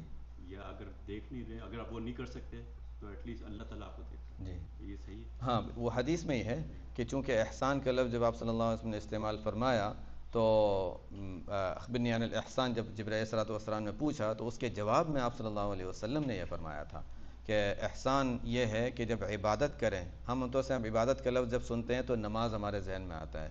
ہر عبادت. اور یہ خاص طور پہ مجھے بتانا بہت مجھے اس کی اہمیت ہوتی ہے کہ میں اس کو بتاتا رہوں کہ عبادت کا مفہوم بہت عام ہے. لوگوں کے ساتھ اچھے اخلاق سے پیش آنا یہ بھی عبادت ہے. ہم جس کو بسی مرتبہ بھول جاتے ہیں کہ عبادت کو ہم نے مسجد تک رکھ دیا ہے. نہیں، لوگوں کے ساتھ، پڑوسیوں کے ساتھ اچھے اخلاق، گھر میں اپنے گھر والوں کے ساتھ، بچوں کے ساتھ، یہ سب چیزیں وہاں پر ان کا خیال رکھنا. یہاں تک کہ حدیث میں آتا ہے کہ انسان جو گروسری جو خریدتا ہے گھر کے افراد کے لیے جو کھانا، وہ بھی صدقے کا ثواب رکھتا ہے. انسان بس نیت اچھی کر لے، وہاں پر ثواب کی نیت کر لے. تو بہرحال ہر عبادت میں یہ دھیان ہو کہ ان تعبد اللہ کانک تراہ، گویا کہ ہم اللہ کو دیکھ رہے ہیں. اب کسی کو صفائی کے لیے ہم رکھیں مسجد میں، اور مثال کے طور پر دے رہا ہوں، اور بیچارہ وہ کوئی عام آدمی ہے، اس کو کہہ دیا جا کے صفائی کر لو، وہ آتے صفائی کر لیتا ہے. اور جو دوسری صورت یہ ہے کہ جس نے کہا ذمہ داری دی ہے، جو اس کو پیسے دینے والے وہ ساتھ کھڑا ہو کر دیکھ رہا ہے کتنا اچھا کر رہا ہے، تو ظاہر ہے جب اس کے دیکھتے ہوئے کرے گا تو بہت اچھی طرح کرے گا. جب وہ نہیں دیکھ رہا، اچھا جلدی کر لیا کونے کونے میں ادھر ادھر، بچوں کو کبھی صفائی کا کہتے ہیں تو وہ بیڈ کے نیچے سب کچرا ڈال دیتے ہیں اور اسے گھر کی صفائی ہو گئی. جب والدین دیکھ رہے ہوتے ہیں تو اچھی طرح. بس یہ ہمارے سمجھنے کے لیے ہے کہ ہم اگر یہ تصور کریں جب نماز پڑھ رہے ہیں یا کوئی عبادت کر رہے ہیں تو یہ تصور کریں کہ ہم اللہ کو دیکھ رہے ہیں، اللہ تعالیٰ سامنے ہیں، اور اس حال میں اب میری نظر کہیں ہٹے گی ہی نہیں. میرا تو اتنا خوف ہوگا کہ میں کہیں ادھر ادھر دیکھ ہی نہیں سکتا. گھڑی کیا دیکھوں گا، میں تو بس نیچے ہی دیکھتا رہوں گا. اس لیے کہ اللہ تعالیٰ دیکھ رہے ہیں. ان تعبد اللہ کانک، یہ اس میں پختگی آ جائے انسان کو. یہ پختگی کیسے آئے گی؟ اس سے پہلے والے اسٹیپ پر عمل کرنے کی وجہ سے کہ ہر عمل کرنے سے پہلے انسان نیت کو حاضر کر لے اور صرف اللہ کے لیے کرنے کی نیت کر لے. دھیان جس کو کہتے ہیں. تو ہر عمل سے پہلے دھیان پیدا کر لے کہ میں کیوں کر رہا ہوں، اور پھر عبادت کرتے ہوئے یہ ذہن میں رکھے کہ اللہ مجھے دیکھ رہا ہے، میں اللہ کو دیکھ رہا ہوں. بس یہی پورے تصوف کا اگر دیکھیں نچوڑ اور خلاصہ یہ نکلے گا جو آپ صلی اللہ علیہ وسلم نے 2 حدیثوں میں بیان فرما دیا. ابتدا ہے انما الاعمال بالنیات، کہ ہر عمل کی بنیاد نیتوں پر ہے، اخلاص اور احضار نیت. نیت کو حاضر کرو اور نیت کو خالص کرو کہ اور کسی کو دکھانے کے لیے نہیں کر رہا ہوں. اور پھر یہ دھیان پیدا کر لو کہ اللہ تعالیٰ مجھے دیکھ رہا ہے، میں اللہ تعالیٰ کو دیکھ رہا ہوں. انشاءاللہ پھر اچھا جی. السلام علیکم. وعلیکم السلام ورحمۃ اللہ. آپ نے احسان کو تصوف سے ملایا. جی ایک بہت عظیم نظریہ آپ دینے لگے ہیں، جی کیونکہ تصوف کے متعلق جو آج کل خیالات پیدا کیے جا رہے ہیں اس میں بہت زیادہ غلط طریقہ اختیار کر کے اسے بدنام کیا جا رہا ہے، جی اور اس میں رنگ بھی بہت زیادہ آ گئے ہیں. ہوں. لیکن جب آپ اسے احسان کے ساتھ ملا کے اسے کہیں گے ایک چیز ہے تو وہ اپنے مقصد کی طرف لوٹ آئے گا تصوف اصلی رنگ میں. جی تو اس کے لیے میں درخواست کروں گا کہ اگلے سیشن میں تصوف پہ زیادہ سے زیادہ روشنی ڈالیں. انشاءاللہ اسی پہ کرنا ہے کہ تصوف میں اب ہمیں اعمال کون سے اختیار کرنے ہیں اور کس سے بچنا ہے. تو وہ انشاءاللہ اگلے سیشن میں اس پر بات کریں گے انشاءاللہ. جزاکم اللہ. ٹھیک ہے، کتنی دیر کا وقفہ لینا ہے؟ ٹھیک ہے، 3:10 تک انشاءاللہ.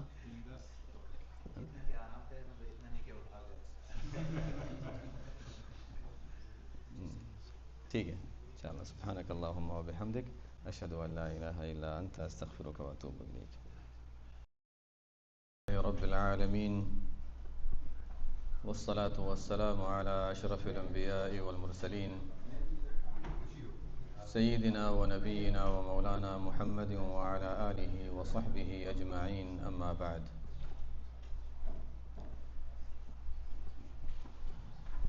بات چل رہی تھی ہماری کہ یہ تزکیہ، احسان، تصوف ایک ہی چیز ہے.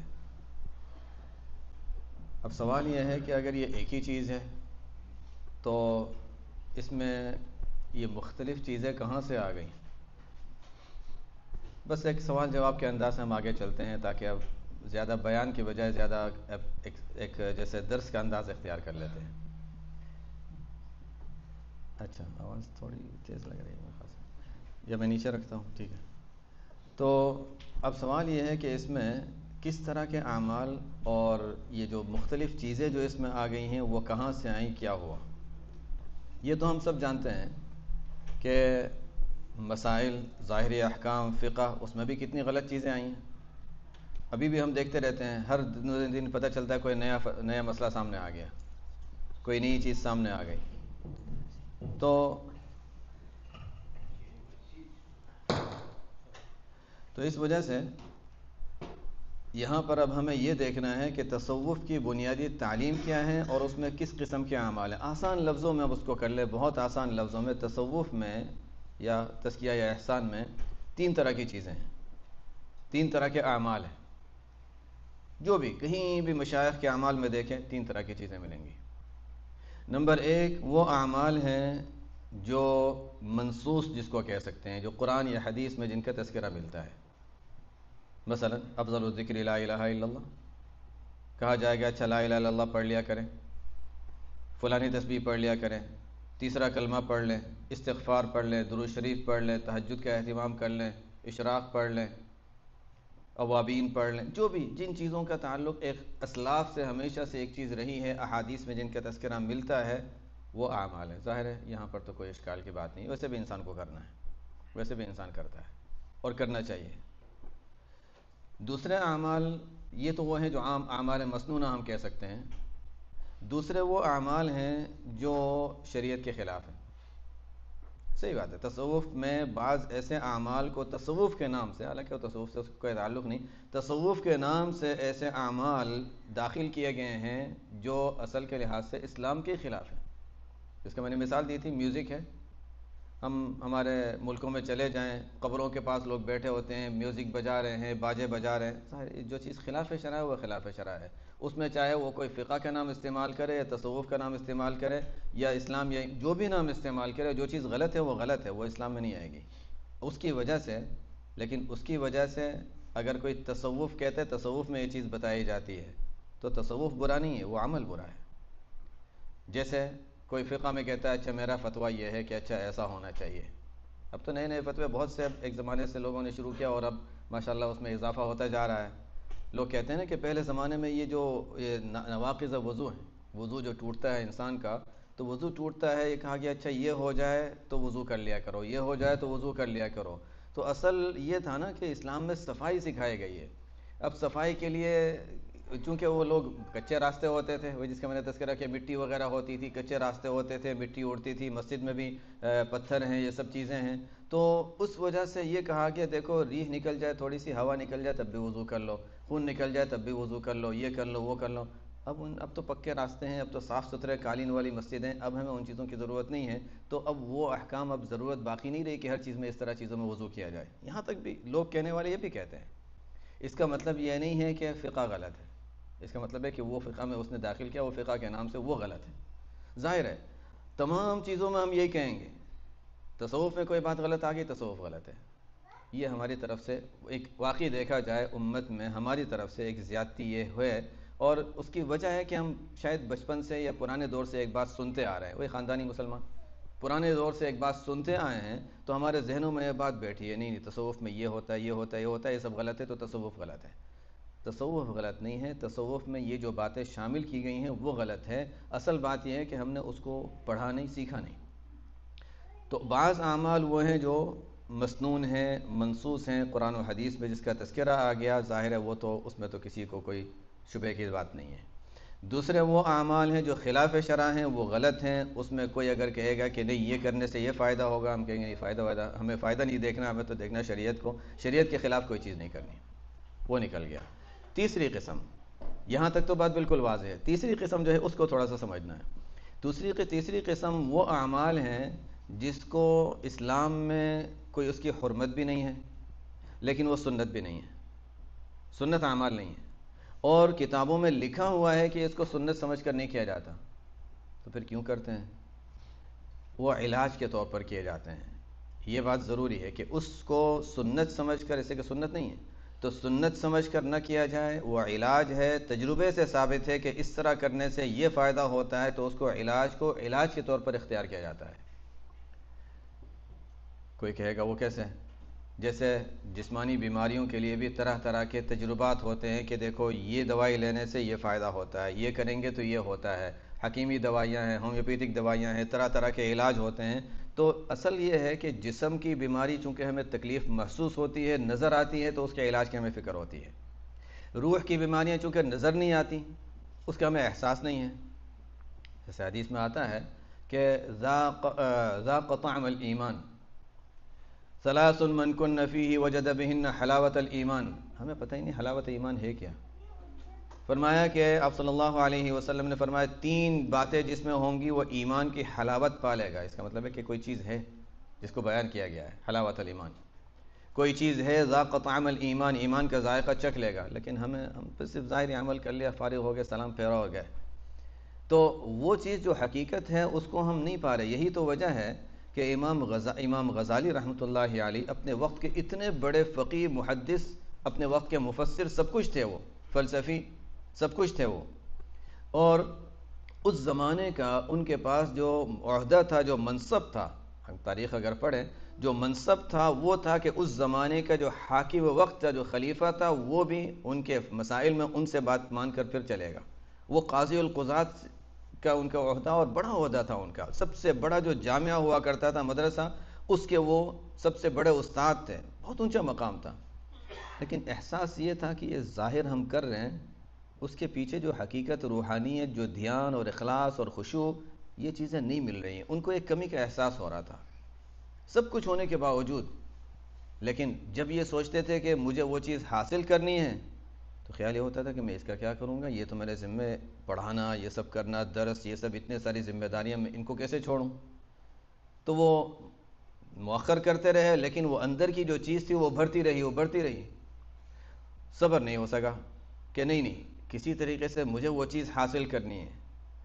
اتنا زیادہ، کبھی ہوتا ہے نا انسان کو، یہ ڈاکٹر اس کو زیادہ سمجھا سکتے ہیں، اطباء، کہ جب انسان کو کسی چیز کا بہت زیادہ احساس بڑھ جاتا ہے تو اب کبھی کبھی دماغ کا اثر زبان تک بھی آ جاتا ہے.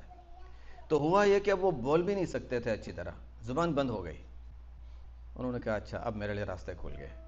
اس کا مطلب ہے کہ اب میرا ظاہری بات کرنے سے زیادہ مجھے ضرورت ہے، میں جس کام کا سوچ رہا ہوں، دل میں جس کا جذبہ پیدا ہو رہا ہے، اس کام کے لیے میں چلے جاؤں.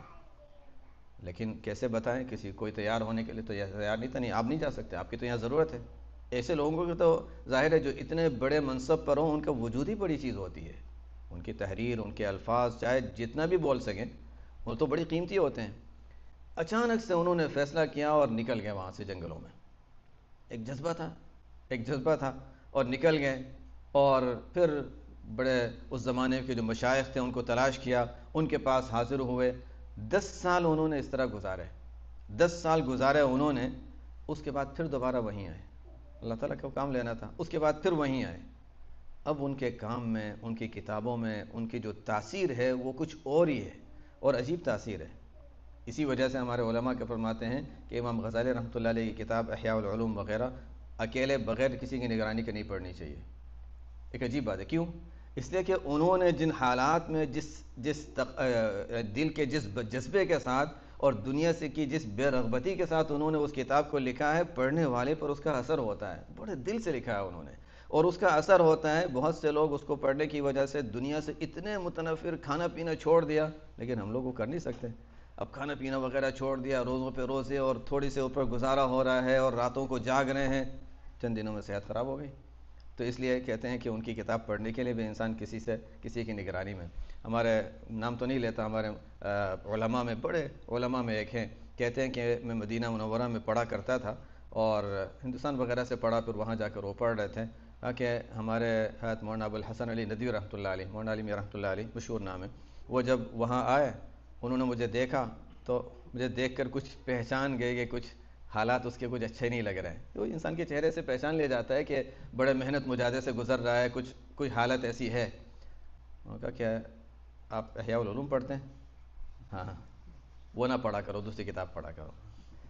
یہ تاثیر ہے، اس کتاب کی تاثیر ہے.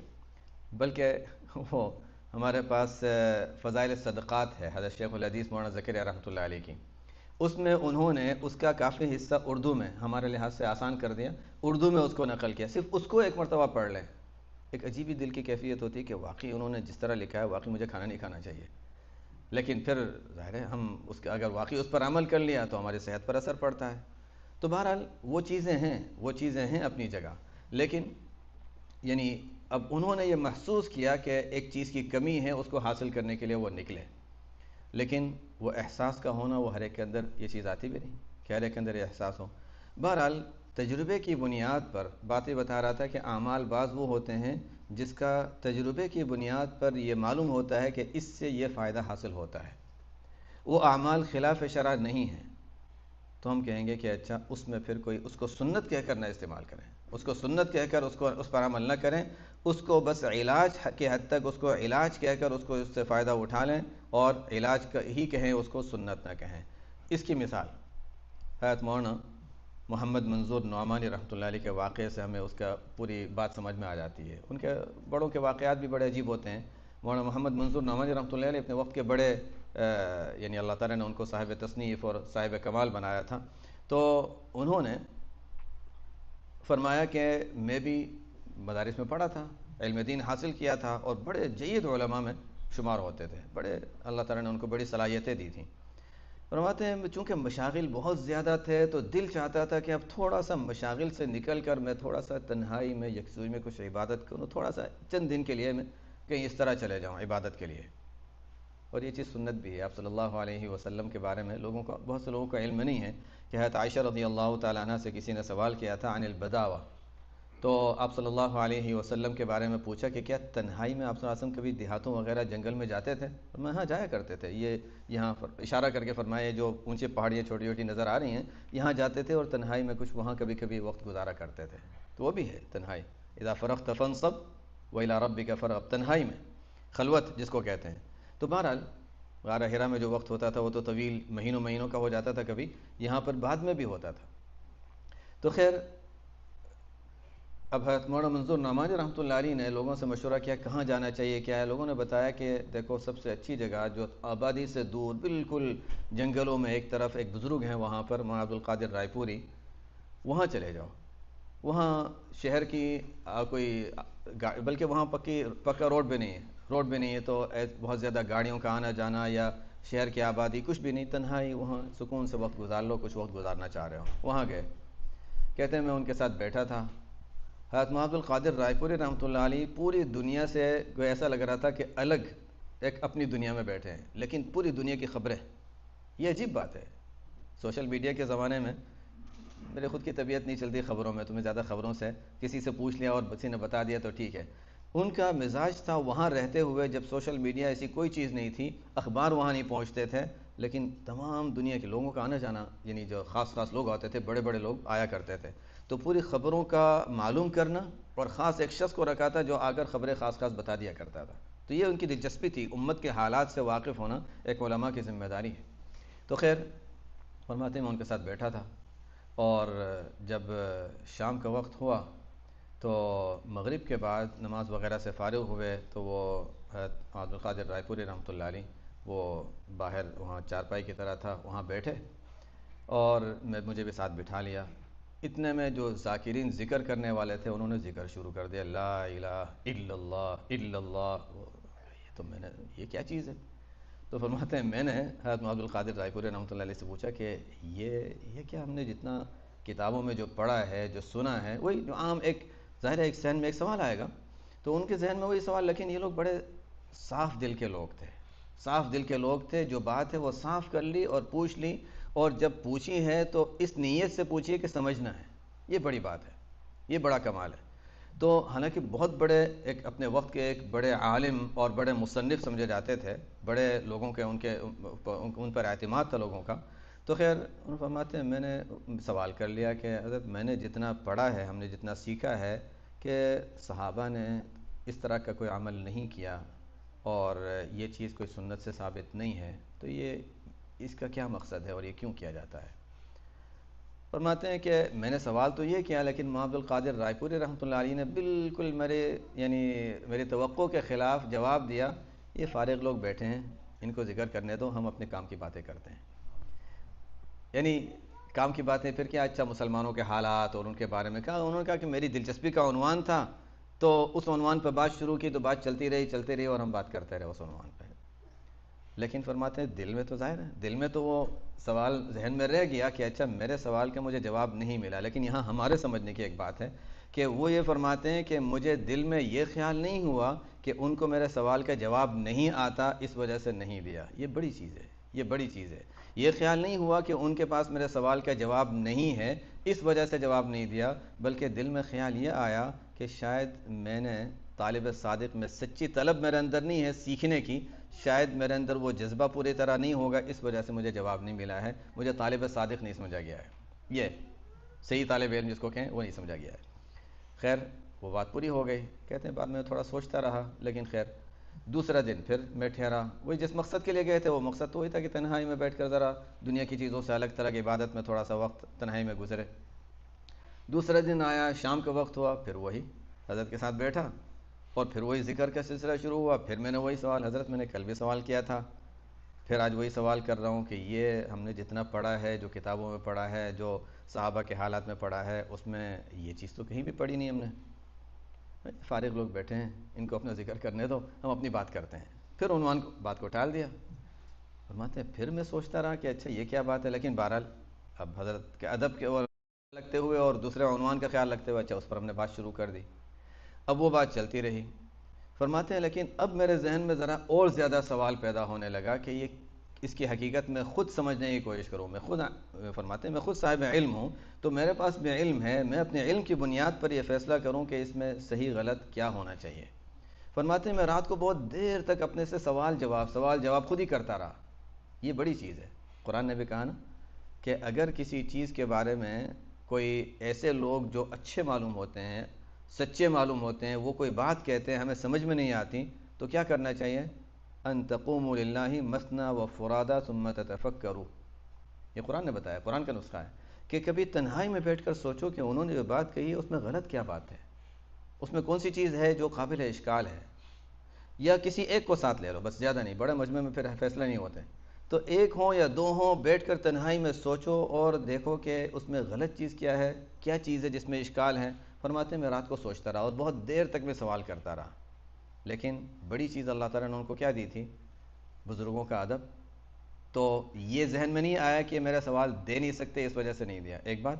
دوسرا ہے کہ انہوں نے تاریخ پڑھی تھی، وہ تو مورخ تھے، تاریخ پڑھی تھی، مشائخ کے حالات پڑھے تھے، وہ جانتے تھے کہ اللہ تعالیٰ نے جن لوگوں سے دین کا کام لیا ہے، بڑے بڑے حضرات، چاہے حافظ ابن تیمیہ رحمۃ اللہ علیہ ہوں، چاہے حافظ ابن حجر رحمۃ اللہ علیہ ہوں، چاہے پھر بعد میں شاہ ولی اللہ رحمۃ اللہ علیہ، بڑے بڑے حضرات جن سے اللہ تعالیٰ نے دین کے کام لیے، اور بہت سے مشائخ، یہ سب حضرات کے اگر حالات میں دیکھیں تو یہ چیز ملتی ہے۔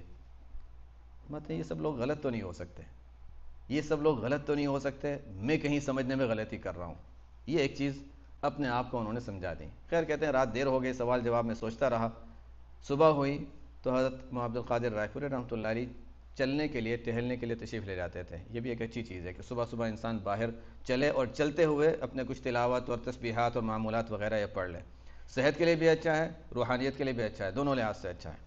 اب بہرحال فرماتے ہیں میں اس وقت ساتھ چلا گیا، کچھ آگے چلتے چلتے مجھے موقع ملا تو میں نے پھر بات شروع کر دی چلتے ہوئے کہ حضرت کل رات کو میں بہت دیر تک سوچتا رہا، خود ہی سوال کر رہا تھا، خود ہی جواب دے رہا تھا، اور خود ہی اپنے آپ کو سمجھنے کی کوشش کر رہا تھا کہ مجھے کہیں سمجھنے میں غلطی ہو رہی ہے۔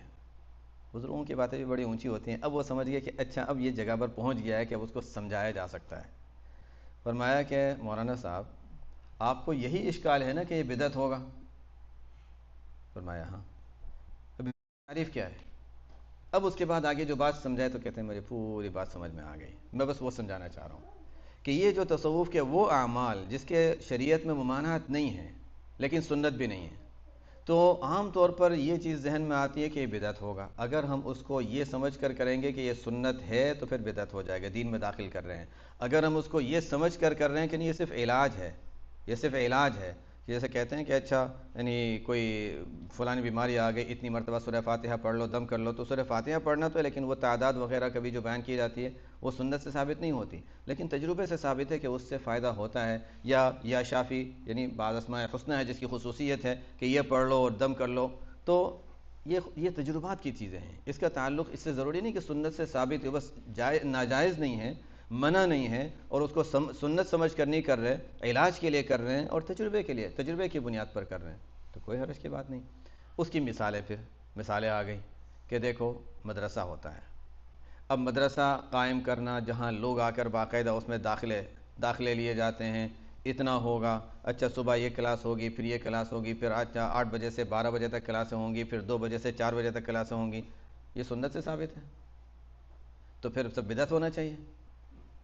ظاہر ہے کوئی اس کو بدعت نہیں کہتا. یہ فلانی کتاب، یہ فنون اور یہ پڑھنا یہ سب بدعت ہونا چاہیے، کوئی بھی بدعت نہیں کہتا. اصل بات کیا ہے؟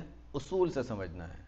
اصول یہ ہے کہ جو کام شریعت میں کسی کام کا حکم دیا گیا ہے کہ یہ کام کرنا، یہ حاصل کرنا، علم حاصل کرنا مطلوب ہے شریعت میں، کچھ حصہ اس کا فرض ہے، کچھ حصہ اس کا مستحب کا درجہ ہے، کم از کم درجہ، جس سے انسان صحیح شریعت کے احکام پر عمل کر سکے. نماز ہے تو نماز کو صحیح ادا کر سکے، جتنا بھی مال ہے تو زکوٰۃ ادا کر سکے. شریعت کے وہ احکام جو انسان پر لازم ہے اتنا سیکھ رہا، وہ تو فرض کا درجہ ہے.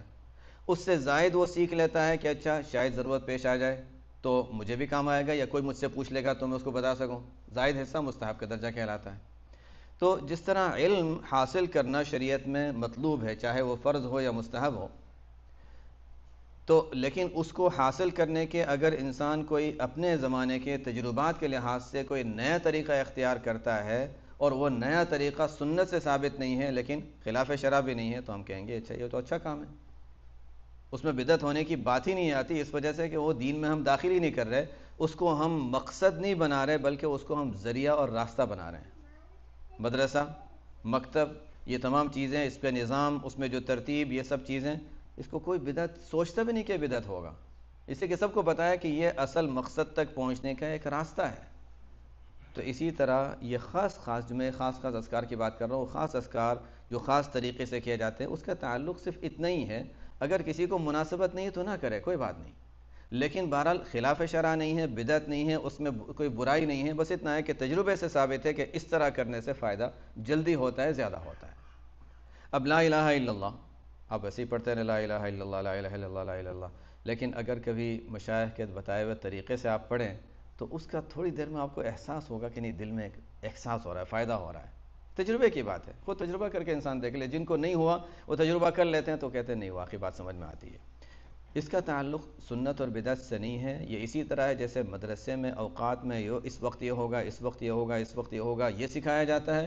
اسی طرح یہاں پر بھی یہ اچھا تھی کہ یہ اتنی مقدار میں کر لو، اس طریقے سے کر لو تو اس طرح یہ فائدہ ہوگا. بس اس کو ایک علاج کے حد تک اور فائدے کے حد تک کیا جاتا ہے، سنت سمجھ کر نہیں کیا جاتا. تو جس طرح وہ فقہ کا سیکھنا اور کتابوں کا پڑھنا اور اس ترتیب سے پڑھنا وہ بدعت نہیں ہے، اسی طرح تصوف کے اعمال بھی بدعت میں شمار نہیں ہوتے. بات سمجھ میں آ گئی.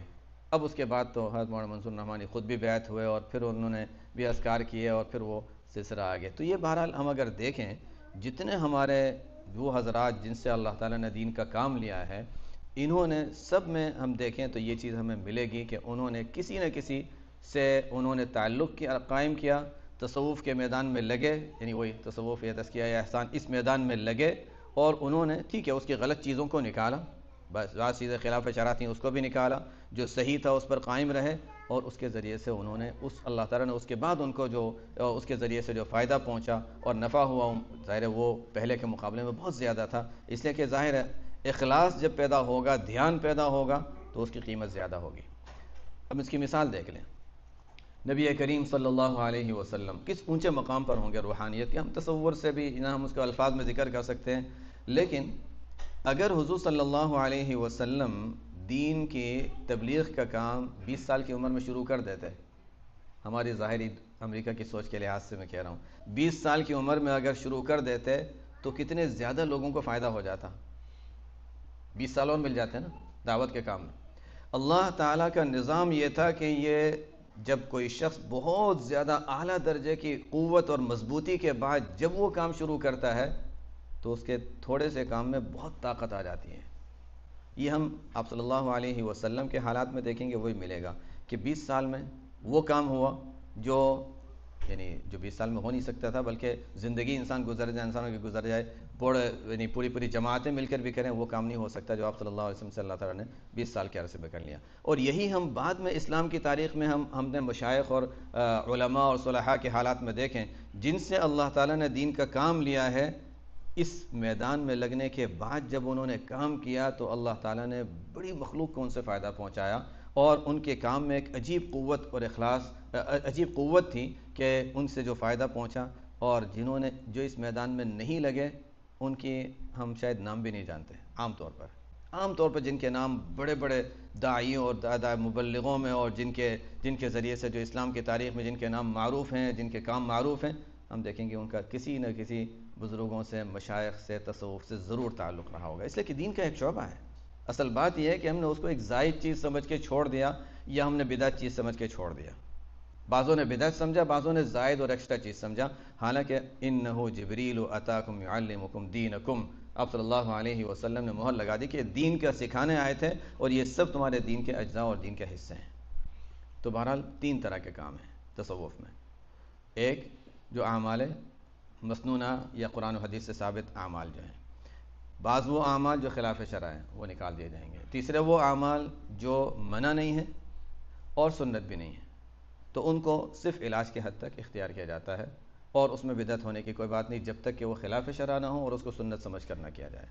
ظاہر ہے یہاں تک تو کوئی اشکال کی چیز ویسے مجھے نہیں خیال کہ کسی کو اب اس میں کوئی اشکال باقی رہا ہوگا. اب اس میں 2 چیزیں کرنی ہیں. ان اعمال کے ذریعے سے کیا سکھایا جاتا ہے، ان اعمال کا نتیجہ کیا ہے؟ 2 چیزیں. ایک ہے، اب اس کے الفاظ بھی آسان لفظوں میں ہم کہہ دیں یا مفہوم کے لحاظ سے اس کو بیان کر دیں. مختصر لفظوں میں اگر کہیں تو تخلیہ اور تحلیہ کہا جاتا ہے. 2 لفظ، خواہ کے ساتھ اور بغیر خواہ، نقطہ نکال دیں. تخلیہ اور تحلیہ. تخلیہ کا مطلب ہوتا ہے خالی کرنا. جیسے انسان کسی جگہ آپ کے بیک یارڈ ہے، وہاں پر آپ کچھ اگانا چاہتے ہیں، تو وہاں پر ویڈ وغیرہ مختلف چیزیں اگی ہوئی ہیں، پہلے آپ اس کو نکالیں گے، صاف کریں گے. پہلے نکالنا ہوگا، صاف کرنا ہوگا، اس کے بعد گھاس کے بیج ڈالیں گے، پھر پانی ڈالیں گے، پھر اس میں گھاس اگنی شروع ہوگی. یا کوئی کھیت انسان اگانا چاہ رہا ہے یا گھاس اگانا چاہ رہا ہے تو یہ کام کرنا ہوتا ہے. پہلے وہاں سے گند صاف کرنا ہے، پھر اچھی چیز وہاں ڈالنی ہے. بس اسی طرح قلب کے اندر بھی جو گندگی ہے، جو برائی ہے، جو دنیا کی محبت ہے، جو مال کی محبت ہے، یہ قرآن میں جو زکوٰۃ کا، صدقات کا اور زیادہ سے زیادہ صدقات کا جو حکم دیا گیا وہی تاکہ دنیا کی محبت نکلے، دنیا کی محبت نکالنے کے لیے. تو یہ دل کے اندر جو گند ہے، جو چیزیں ہیں، ان کو نکالنا ہے اور اچھی چیزوں کو دل کے اندر بھرنا ہے.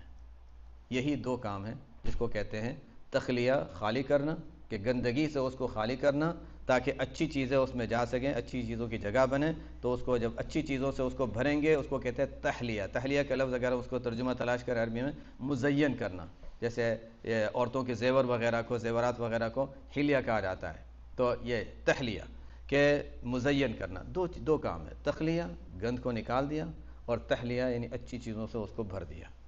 جیسے ہم کھیت اگاتے ہیں تو وہاں پر بھی یہ کام کریں گے، اسی طرح دل کے اندر بھی ہم وہی گند کو نکالیں گے اور اس کو اچھی چیزوں سے بھر دیں گے. اب اگر ہم تھوڑا سا اس کو مزید دیکھیں کہ قرآن میں آپ صلی اللہ علیہ وسلم کی جو تعریف کی گئی ہے، انک لعلی خلق عظیم. خلق کیا ہے؟ یہ بھی ہم بہت سی مرتبہ اس میں ہم غلط معنی ہی سمجھ لیتے ہیں اس کے. خلق کے اصل معنی شروحات میں دیکھ لیں، مطلب ہے کہ یہ نہیں کہ میں ویسے ہی سرسری باتیں کر رہا ہوں. احادیث کی شروحات میں، گہرائی میں جہاں بھی دیکھیں گے ہمیں یہ بات مل جائے گی. جس نے بھی لکھی ہوگی شرح، یہ بات ملے گی کہ اخلاق کا تعلق اصل کے اعتبار سے دل سے ہے، نظر آنے والی چیزوں سے نہیں ہے. لیکن چونکہ دل کی حالت نظر نہیں آتی تو انسان کے دل کی جو حالت ہوتی ہے ظاہر میں انسان کا اس کا ظہور ہوتا ہے. اب مثلا ایک شخص کے اندر بڑائی ہے، کبر ہے، تو ہم کہیں گے یہ بد اخلاقی اس کے اندر ہے، لیکن ہمیں نہیں نظر آ رہی. لیکن جب وہ لوگوں کے ساتھ بات کرے گا، ڈیل کرے گا، جس انداز سے وہ پیش آتا ہے، پتہ چلا اس کے اندر تکبر ہے. تو کبر اندر تھا جو اصل میں بد اخلاقی، ایک برے اخلاق ہیں، لیکن جب ظاہر ہوا تب ہم کہیں گے اچھے برے اخلاق ہیں. تو چونکہ ہم ظاہراً ہمیں نظر آتا ہے تو ہم ظاہری صورت کو اخلاق، حسن اخلاق یا برے اخلاق کہہ دیتے ہیں، ورنہ اصل کے لحاظ سے حسن اخلاق اور برے اخلاق اس کا تعلق قلب سے ہے. جہاں پر آپ صلی اللہ علیہ وسلم کے اخلاق کا شمائل ترمذی کوئی پڑھ لے تو اس کے شروع میں انسان اگر پڑھ لے گا باب ما جاء فی خلق رسول اللہ صلی اللہ علیہ وسلم، آپ صلی اللہ علیہ وسلم کے اخلاق کا بیان، تو وہاں پر شراح نے لکھا ہوا ہے کہ اخلاق کو پہلے بیان کیا جو کہ اصل دل کی حالت ہے. تو وہی تو اخلاق کیا ہے؟ اصل انسان کے دل کی حالت ہے، اور وہ دل کی حالت انسان کو نظر نہیں آتی. اس کی مثال دیتے ہیں. اب میرے پاس یہ تو خیر پانی کی ایک صاف ستھری بوتل ہے، لیکن اگر یہ بوتل کلر والی ہوتی یا کوئی اور پیالہ ہوتا اور میں اس کو اس طرح اٹھا کر رکھتا ہوں، آپ لوگوں کو پتہ نہیں کہ اس میں کیا ہے، تو آپ لوگ سمجھیں گے اچھا ٹھیک ہے میرے ہاتھ میں ہے، چلو یہ کوئی گن نظر نہیں آ رہا کم از کم. لیکن کسی نے مجھے آ کر تھوڑا سا دھکا دے دیا اور اس میں سے کوئی کچھ گرا، اب پتہ چلے گا کہ اندر سے کیا گر رہا ہے، اندر سے کیا گر رہا ہے، جس کو کہتے ہیں کل اناء بالذی فیہ یرشح. عربی میں اگر کسی نے وہ شعر سنا ہو، شعر کا حصہ ہے بڑا، اس کے پیچھے بھی واقعہ ہے. کل اناء بالذی فیہ یرشح، ہر برتن سے وہی نکلتا ہے جو اس کے اندر ہوتا ہے. اردو میں بھی کہتے ہیں برتن سے وہی نکلتا ہے جو اس کے اندر ہوتا ہے. اب جب تک میں نے یہ برتن اٹھا کے رکھا ہوا ہے کسی کو نظر نہیں آ رہا کہ اس میں کیا ہے. آپ لوگوں نے مجھے عزت دی ہوئی ہے تو آپ کو نظر نہیں آ رہا کہ میرے اندر کیا ہے، اس لیے کہ آپ لوگوں نے مجھے ایسا ہی. لیکن جب مجھے کوئی ہلائے گا، مجھے غصہ دلائے گا، تب پتہ چلے گا کہ اچھا میرے اندر سے کیا نکل رہا ہے. گالیاں نکل رہی ہیں، اللہ تعالیٰ حفاظت فرمائے، گالیاں نکل رہی ہیں یا اچھے معافی نکل رہی ہے یا اچھے الفاظ نکل رہے ہیں. تو اندر کی چیز نظر نہیں آتی جب تک کہ ہلایا نہ جائے. برتن کو جب تک ہلایا نہیں جاتا پتہ نہیں چلتا اس کے اندر کیا ہے. ہمارا بھی حال یہی ہے. ہم سمجھتے ہیں کہ ہم اچھے اخلاق والے ہیں، لیکن کسی نے گالی دے دی تب پتہ چلے گا کہ اچھا اندر سے کیا نکل رہا ہے. غصہ آ گیا، نہیں مجھے اس کو یہ کرنا ہے، مجھے بدلہ لینا ہے. یہ جو چیز ہے اس کا مطلب ہے ہمارے اخلاق کے اندر اصلاح کی ہمیں ضرورت ہے. یہی اصلاحی مجلس جو کہا گیا ہے یہی ہے، جو قلب کی، تصوف کی، تزکیہ کی جو باتیں جس میں ہوتی ہیں عموماً اس کو عام طور پہ یہ اصلاحی مجالس اور اصلاح کا نام دیا جاتا ہے. یہی اصل چیز ہے اور یہی اصل عنوان ہے. بات شروع کی تھی اصلاحی مجلس کا مطلب کیا ہے، لیکن یہ پوری بات کے بعد اب بات سمجھ میں آئے گی کہ اصلاح ہوتا کیا ہے اور اصلاحی مجلس ہوتی کیا ہے.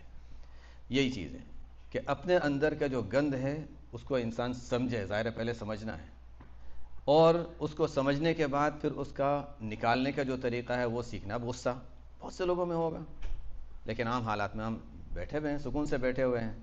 گھر میں گئے، اب گھر میں جو بھی ہے، بیگم صاحبہ ہیں جو بھی ہیں، انہوں نے کچھ کہہ دیا، اب فلانی چیز نہیں لائے، پوری لسٹ بتائی تھی. اب تھک کے گھر گئے ہیں اور گھر میں گئے اور چیزیں لے کے اب پہلی شکایت کہ اچھا میں نے یہ منگوایا تھا، اچھا میں بھی لے آتا ہوں. آپ لسٹ لے کر جائیں، ساتھ میں پھول بھی لے جائیں. اب کیا ہوگا؟ اس کا مطلب ہے کہ آپ نے اپنے آپ پہ تھوڑا سا کنٹرول کیا ہوا ہے اور اپنے آپ کو سکھایا ہوا ہے. آدھی چیز لے کے نہیں، پہلے مجھے اس طرح کیوں بات کیا، اچھی طرح بات کرتے نا میں پوری چیزیں لاتا. یہ بھی ہو سکتا ہے. بہرحال یہ چیزیں ہیں جو ہمیں اپنے آپ کو، ہم اپنی زندگی میں اس لیے مثال دے رہا ہوں کہ اپنی زندگی میں ہمیں خود سیکھنا ہے کہ ہم کس طرح ڈیل کرتے ہیں جب ہمارے ساتھ یہ واقعات پیش آتے ہیں. اور ان چیزوں سے انسان خود اپنے آپ کو سمجھ سکتا ہے کہ میرے اندر کیا صحیح ہے کیا غلط ہے.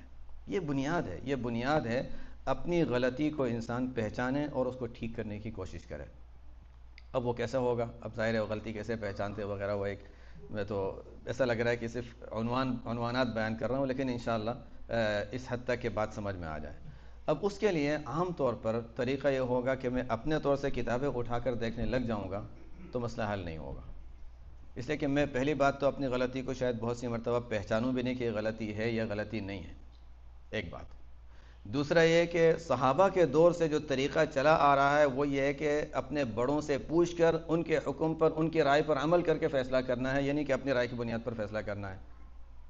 اور امام مالک رحمۃ اللہ علیہ کی طرف ایک قول منسوب ہے، شاید اوپر سے انہوں نے یہ سنا ہے، بعضوں نے عمر رضی اللہ عنہ کی طرف منسوب کیا ہے، امام مالک رحمۃ اللہ علیہ کی طرف منسوب ہے کہ لن يصلح آخر هذه الامة الا بما صلحت به اولها.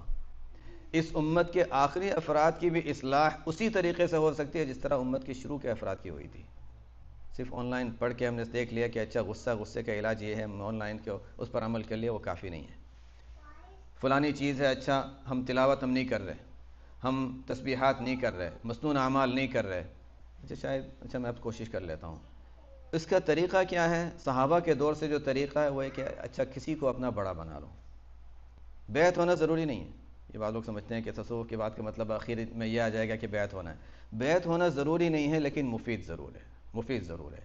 لیکن ہوا یہ کہ آپ صلی اللہ علیہ وسلم بھی صحابہ کرام رضی اللہ عنہم کو بیعت کیا کرتے تھے. بعض لوگ سمجھتے ہیں کہ بیعت اسلام ہوتا تھا بس, بعض لوگ سمجھتے ہیں بیعت جہاد ہوتا تھا. اسلام بھی تھا, جہاد بھی تھا, اور بیعت تھی بیعت للمداومۃ علی الاعمال الصالحہ, نیک اعمال کا اہتمام کرنے, اعمال صالحہ کا اہتمام کرنے اور دین پر ثابت قدمی کے لیے بھی بیعت مستقل لی جاتی تھی. صحیح روایتوں میں, مسلم شریف وغیرہ کی روایت میں موجود ہیں. صحابہ سے آپ صلی اللہ علیہ وسلم نے فرمایا کہ بیعت ہو جاؤ. صحابہ نے عرض کیا, رسول اللہ ہم تو اسلام لے آئے ہیں, کس چیز پہ بیعت ہو؟ ان کو بھی چونکہ نئے نئے تھے, ان کو خیال یہ تھا کہ اسلام, بیعت تو اسلام کی ہوتی ہے. یا رسول اللہ ہم تو بیعت ہو چکے ہیں, ہم تو مسلمان ہو چکے ہیں, کیا چیز کی بیعت لیں؟ اعمال صالحہ پہ. پھر بھی آپ صلی اللہ علیہ وسلم نے بیعت کے الفاظ کہے, صحابہ نے بیعت کی. تو صحابہ رضی اللہ, آپ صلی اللہ علیہ وسلم کے دور سے یہ سلسلہ چلا آ رہا ہے کہ صرف بیعت اسلام نہیں ہوتی, صرف بیعت جہاد نہیں ہوتی, بلکہ نیک اعمال کی پابندی کرنا, گناہوں سے بچنا, ان چیزوں کی بھی بیعت ہوتی ہے. تو یہ سنت عمل ہے, فائدے کی چیز ہے, اس کا ایک اثر ہے, اس کی ایک برکت ہے. یہ سلسلہ ہے جو حضور صلی اللہ علیہ وسلم تک پہنچتا ہے, ظاہر ہے اس کی برکات ہوں گی, لیکن فرض واجب نہیں ہے. یہ ذہن میں رہے, فرض واجب نہیں ہے لیکن ایک اچھا عمل ہے بیعت ہونا. لیکن کم سے کم اتنا ضروری ہے کہ انسان اگر بیعت نہ ہو کوئی بات نہیں, لیکن کسی جس پر اعتماد ہو, کسی عالم, کوئی ایک شخص جو نیک عمل, اس کے اعمال اچھے ہیں, اس کا علم صحیح ہے, چاہے وہ باقاعدہ مولانا نہ ہو, لیکن یہ کہ علم اس کا صحیح ہو, علم معتبر لوگوں سے اس نے سیکھا ہو, اس کا عمل صحیح ہے, سنت کے مطابق, اصل چیزیں شریعت پر عمل ہو, سنت پر عمل ہو, تو ٹھیک ہے, میں آپ سے پوچھتا رہوں گا اور آپ کے مشورے پر عمل کرتا رہوں گا. اتنا کافی ہے, اتنا کافی ہے. پھر اگر مناسبت ہوتی ہے, تعلق ہوتا ہے, بیعت بھی انسان ہو جائے, وہ ٹھیک ہے, ایک اوپر والا درجہ ہے. لیکن کم سے کم ہر شخص, جس کے کوئی تو ایسا ہوتا ہے کہ جس پر انسان یہ دیکھے کہ نہیں, میں اس پر اعتماد کر سکتا ہوں کہ یہ مجھے غلط چیز نہیں بتائے گا, اور اگر غلط ہے بھی تو ہمیں علم ہے, انسان صحیح غلط کو پہچان سکتا ہے, تو اچھا ٹھیک ہے, اب مجھے کوئی چیز ایسی پیش آئے گی تو میں ان سے پوچھوں گا اور ان سے مشورہ لوں گا. اب اس کو بھی پتا ہے کہ نہیں ٹھیک ہے, اب اس نے مجھ پر اعتماد کیا ہے, تو مجھے حدیث پر عمل کرتے ہوئے, المستشار مؤتمن, جسے مشورہ لیا جائے تو اس کو امانت دار ہونا چاہیے. حدیث پر عمل کرتے ہوئے وہ بھی اس کو امانت داری کے ساتھ, جو اس کی خیر خواہی, جو اس کے لیے بہتر ہوگا, وہ مشورہ دے گا. یہ اصل بہتر طریقہ ہے کہ اس طریقے سے انسان پوچھے اور اس کے مطابق عمل کرے, اور ایک ایک چیز کہ اچھا میرے اندر یہ فلاں موقع پر میں نے یہ کیا تھا, اور میرے اندر یہ کیا, یہ غلط ہے یا صحیح ہے. اگر وہ کہتے ہیں کہ نہیں یہ نہیں کرنا چاہیے, کبر کی علامت ہے, اچھا ٹھیک ہے, اب مجھے اس کا علاج کرنا ہے. نہیں یہ صحیح ہے, اس میں کوئی حرج نہیں تھا, ٹھیک ہے, اس کا مطلب ہے کہ صحیح ہے. یہی متوارث طریقہ آپ صلی اللہ علیہ وسلم کے دور سے چلا آ رہا ہے, اور اصل یعنی جو فائدہ مند جو چیز ہے وہ یہی ہے کہ انسان اس طریقے سے آگے بڑھے کہ کسی سے مشورہ لیتا رہے اور اس کے مطابق عمل کرتا رہے. اب سوال یہ ہے کہ اچھا اگر کوئی بیعت ہونا چاہے تو, بیعت میں نے کہہ دیا کہ وہ تو ثابت ہے, لیکن بیعت ہونا چاہے تو کس سے ہو, یہ ایک سوال ذرا مشکل ہو جاتا ہے. کس سے بیعت ہونا چاہیے؟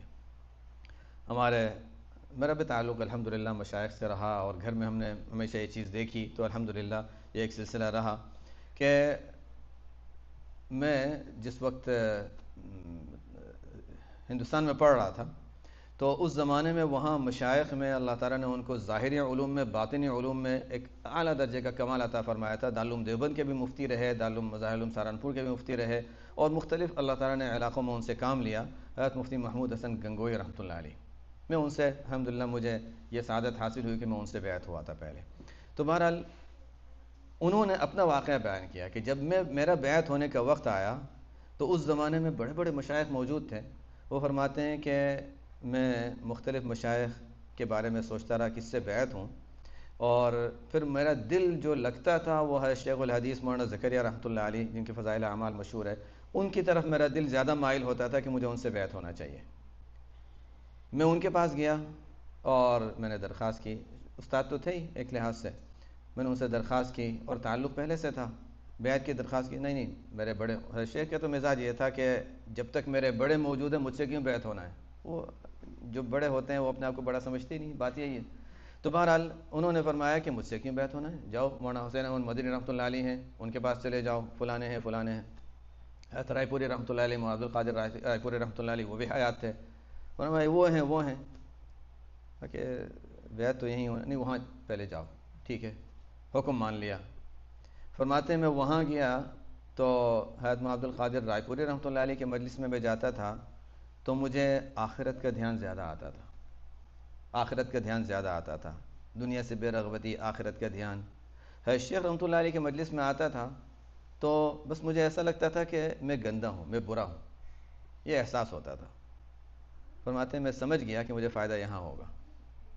یہ اس کو طلب کہتے ہیں نا، سچی طلب، کہ مقصد کوئی یہ نہیں تھا کہ اپنے آپ کو بزرگ بنانا، مقصد تھا اپنی گندگی کو صاف کرنا۔ جو اصل تصوف کا اور تزکیہ اور احسان، تزکیہ کا جو اصل لفظ ہے وہ یہی تو بتا رہا ہے، گندگی کو دور کرنا۔ تو جہاں یہ گندگی کا احساس پیدا ہوگا وہیں جا کر انسان گندگی کو صاف کرے گا۔ اللہ تعالیٰ کا نظام ہوتا ہے۔ کہتے ہیں میرے دل میں جب ان کے پاس جاتا تھا تو یہ خیال ہوتا تھا کہ نہیں، میں بالکل سب سے کم درجے کا ہوں، میرے اندر گندگیاں بھری ہوئی ہیں، میرے اندر برائیاں ہیں۔ میں نے سوچا یہاں آ کر ہی میری اصلاح ہوگی، اور وہیں پھر بیعت ہوئے اور اللہ تعالیٰ نے ان کو اعلیٰ مقامات عطا فرمائے۔ تو یہ ایک ہوتا ہے کہ کہاں بیعت ہونا ہے، بنیاد اس کی یہ ہوگی کہ ایسے شخص کو انسان منتخب کرے۔ نمبر ایک، سب سے پہلی بنیادی شرط کہ وہ شریعت پر عمل کرنے والا اور سنت پر عمل کرنے والا، سب سے بنیادی چیز، اس کا علم صحیح ہو، اس کا عمل صحیح ہو۔ ظاہر ہے اس سے تو علاوہ تو ہمیں کہیں جانا نہیں۔ اس کے بعد پھر یہ دیکھنا ہے کہ اس طرح کے بھی اگر مختلف لوگ ہیں تو پھر یہ دیکھنا ہے کہ میں ان سے رابطہ، مناسبت بھی ضروری ہے نا۔ ایک تو ہوتا ہے کہ ٹھیک ہے کوئی بہت اونچے بزرگ ہیں لیکن مزاج کے جوڑ نہیں ہے، کبھی ہوتا ہے مزاج کے جوڑ نہیں ہے، یا تعلق رکھنا مشکل ہے، ان سے میں پوچھ نہیں سکوں گا، ان سے کچھ معلوم نہیں کر سکوں گا، تو پھر بھی فائدہ نہیں ہوگا پوری طرح۔ تو جہاں انسان کو مناسبت ہو، تعلق ہو، اور جہاں انسان فائدہ اٹھا سکے وہاں انسان کو یہ تعلق، جیسے میں نے بتایا کہ پہلے انسان فوراً جا کر ہی بیعت نہ ہو جائے، پہلے انسان دیکھے کہ اچھا مناسبت ہو رہی ہے، فائدہ ہو رہا ہے تو اچھا ٹھیک ہے، اب مزید فائدے کے لیے انسان بیعت بھی ہو جائے تو ایک اچھی چیز ہے۔ لیکن کبھی ایسا ہوتا ہے کہ انسان جوش میں جا کر اچھا کسی کے بارے میں معلوم ہوا اور جا کر فوراً بیعت ہو گیا، نہیں، وہ اصل مقصد نہیں ہے۔ مقصد ہمارا تزکیہ ہے، مقصد ہمارا تزکیہ ہے۔ ہمارے ملکوں میں میں اس خاص طور پر تاکید کر رہا ہوں کہ عام طور پر بیعت کو ہم نے اصل چیز سمجھ لیا، تزکیہ کو دوسرا درجہ دے دیا۔ اصل چیز تزکیہ ہے، بیعت اس کے لیے ایک ذریعہ ہے اور اس کے لیے ایک مفید ہے، ایک اس کے لیے، اس سے انسان کے اندر قوت پیدا ہوتی ہے، لیکن بہرحال جو جس درجے کی چیز ہے اس کو اس درجے پر رکھنا ضروری ہے۔ تو انسان کو جہاں فائدہ کی زیادہ امید ہو، جہاں انسان رابطہ رکھ سکے، جہاں سے انسان کو مناسبت ہو، بنیادی شرط ہے کہ وہ شریعت پر عمل کرنے والا ہو، ظاہر اعتبار سے شریعت کے خلاف کوئی عمل نہ ہو، علم اس کا صحیح ہو، عمل اس کا صحیح ہو، تو پھر ہم ایسی جگہ تلاش کریں گے۔ جب اتنی صاف بات ہے تو پھر سوال یہ ہے کہ لوگ تصوف کے مخالف کیوں ہیں؟ یعنی بعض لوگوں کو تو اس نام سے نفرت ہے، صحیح بات ہے، اس لیے کہ اس کی وجہ ہے، اس کی وجہ سے میں نے بتایا کہ تبع تابعین کے دور میں، تاریخ دیکھیں، تبع تابعین کے دور میں لوگوں نے تصوف کو غلط بہت استعمال کیا اور غلط چیزیں اس میں بہت شامل کر لیں، اس لیے کہ لوگ دیکھتے تھے کہ لوگ ہماری بات، یعنی لوگوں کو اپنے سے قریب کرنے کے لیے کوئی وہ لفظ استعمال کرنا چاہے جو صلحاء استعمال کرتے ہیں، تو یہ تصوف کا لفظ استعمال کر کے لوگوں نے بہت سی دین میں غلط چیزیں اس میں رائج کر دی، یہاں تک کہ بعضوں نے تو کہا شریعت ایک الگ چیز ہے، تصوف الگ چیز ہے۔ تو یہ چونکہ مختلف مراحل آتے رہے اور لوگوں نے تصوف کو غلط معنی میں استعمال کیا، اس وجہ سے لفظ بدنام ہوا ہے۔ ورنہ ہمیں اللہ تعالیٰ نے الحمدللہ سمجھ دی ہے اور علم دیا ہے، تو ہم اس علم اور سمجھ کی بنیاد پر ہم یہ دیکھیں گے تزکیہ، احسان، تصوف۔ اگر کوئی چیز اس میں خلاف شرع آ جاتی ہے، جس کو میں نے اصول سمجھا دیے، خلاف شرع کوئی چیز آتی ہے ہم اس کو نہیں لیں گے، لیکن اس کی وجہ سے ہم تصوف کو برا نہیں کہیں گے۔ تو بعضوں کو تو نام ہی بدعت لگتا ہے، تو وہ تو خیر ان کے بیچاروں کی ناسمجھی کی بات ہے۔ بعضوں نے تصوف کے جو غلط چیزیں اس میں شامل کر لی تھیں، ان چیزوں کو دیکھ کر برا کہتے ہیں، ان کی بات سمجھ میں آتی ہے، لیکن جیسے میں نے بتایا کہ وہ چیزیں غلط ہیں، تصوف غلط نہیں۔ جیسے فقہ میں نئی چیزیں آ گئیں وہ غلط ہیں، فقہ غلط نہیں ہوگی۔ تو بہرحال یہ بنیادی چیزیں، اور کبھی کبھی ایسا ہوتا ہے ہمارا نفس ہے نا، شرارت کرتا ہے اور شیطان انسان کو اچھی چیزوں سے دور رکھنا چاہتا ہے، یا کبھی ایسا ہوتا ہے کہ اعلیٰ درجے کی چیز سے نیچے والی چیز پہ لے آتا ہے۔ یہ شیطان کا کام ہے، یہ شیطان کا کام ہے۔ جیسے ایک صحابی آپ صلی اللہ علیہ وسلم کی خدمت میں حاضر ہوئے کہ یا رسول اللہ، میں بس ہمیشہ کے لیے ہجرت کر کے یہاں رہنا چاہتا ہوں۔ بہت اچھا کام ہے، ظاہر ہے اپنے وطن کو چھوڑ کر آپ صلی اللہ علیہ وسلم کی خدمت میں پڑے رہ گئے۔ والدین زندہ ہیں؟ ہاں ہیں۔ ان سے اجازت لے کر آئے ہو؟ نہیں، واپس جاؤ۔ نفس کہتا ہے کہ یہاں رہ جاؤ، شریعت کہتی ہے کہ والدین کی خدمت کرو۔ کبھی کبھی انسان کو، حالانکہ آپ صلی اللہ علیہ وسلم کی خدمت میں رہنا کتنی بڑی چیز تھی، لیکن اعلیٰ درجے سے ادنا درجے پر لانا، شیطان اگر گناہ نہیں کروا سکتا تو اعلیٰ سے ادنا درجے پر لے آتا ہے۔ یہاں پر تصوف بھی تزکیہ اور احسان ایسی چیز ہے کہ اس کے اعمال، اس کی چیزیں ہمیں نظر نہیں آتی، اخلاص ہمیں نظر نہیں آتا. ہم سمجھتے ہیں ہمیں حاصل، ہمیں کیا ضرورت ہے کسی سے، خواہ کسی سے پوچھیں گے، پابندی کرنی پڑے گی، ان کی بات ماننی پڑے گی. تو انسان اپنے آپ کو آزاد چاہتا ہے، پابندی سے بچنا چاہتا ہے کہ مجھے آزادی رہے، مجھے پابند نہ ہونا پڑے. کیوں مجھے مشورہ کرنا پڑے کسی سے؟ بس میں خود، اللہ تعالیٰ نے مجھے علم دیا ہے، میں خود اپنی سمجھ کی بنیاد پر کر سکتا ہوں. یہاں نفس کی شرارت ہوتی ہے اور یہاں انسان غلطی کر لیتا ہے. تو بہرحال یا تو نفس کے لیے وہ مشکل کام ہے، یا تصوف کا لفظ انسان کو اچھا نہیں لگتا، یا غلط تصوف میں چیزیں شامل کر لی گئی ہیں، اس وجہ سے انسان ان چیزوں سے اپنے آپ کو دور رکھتا ہے. ورنہ یہ بالکل اتنا واضح ہے، شاید آج کے سوال کے بعد مجھے امید ہے کہ انشاءاللہ تصوف کے بارے میں اب انشاءاللہ کوئی اشکال باقی نہیں رہے گا. ہاں، جو غلط چیزیں شامل کی گئی ان کے بارے میں رہے گا، ان کو ہم غلط ہی سمجھیں گے. لیکن نفذ تصوف یا تزکیہ احسان یہ ایک ایسی چیز ہے جو دین کا ایک اہم حصہ ہے، اور بہت سی جگہوں پر اس کو بہت زیادہ نظر انداز کیا گیا ہے، یا اس کو دین کا حصہ یا تو سمجھا ہی نہیں، یا اس کو بدعت سمجھ کے بالکل نکال دیا گیا ہے. اللہ تعالیٰ ہمارے اس جمع ہونے کو قبول فرمائے، دین کی صحیح سمجھ ہمیں عطا فرمائے، اور پوری طرح اللہ تعالیٰ ہمیں دین پر عمل کرنے کی توفیق عطا فرمائے. جیسے آپ صلی اللہ علیہ وسلم نے فرمایا کہ آتاکم یعلمکم دینکم، اللہ تعالیٰ یہ مکمل دین کی ہمیں بھی سمجھ عطا فرمائے اور اس کے تقاضوں پر عمل کی اللہ تعالیٰ توفیق عطا فرمائے. اہم ترین چیز تصوف کے اعمال میں سنتوں پر عمل ہے، اس سے بڑھ کر کوئی چیز نہیں ہے. سب سے اہم چیز جو ہے، جیسے میں نے بتایا بھی تو صرف سمجھانے کے لحاظ سے، مسائل کے احکام کے لحاظ سے بتا رہا تھا، لیکن تصوف کے اعمال میں سب سے اہم چیز سنتوں پر عمل ہے. اس سے بڑھ کر کوئی چیز نہیں ہے. جنہوں نے بھی لکھا، جو کچھ بھی لکھا، کہتے ہیں سنت سے بڑھ کر کوئی چیز نہیں ہے. سنتوں پر عمل اس کی بنیادی تعلیمات میں شامل ہے.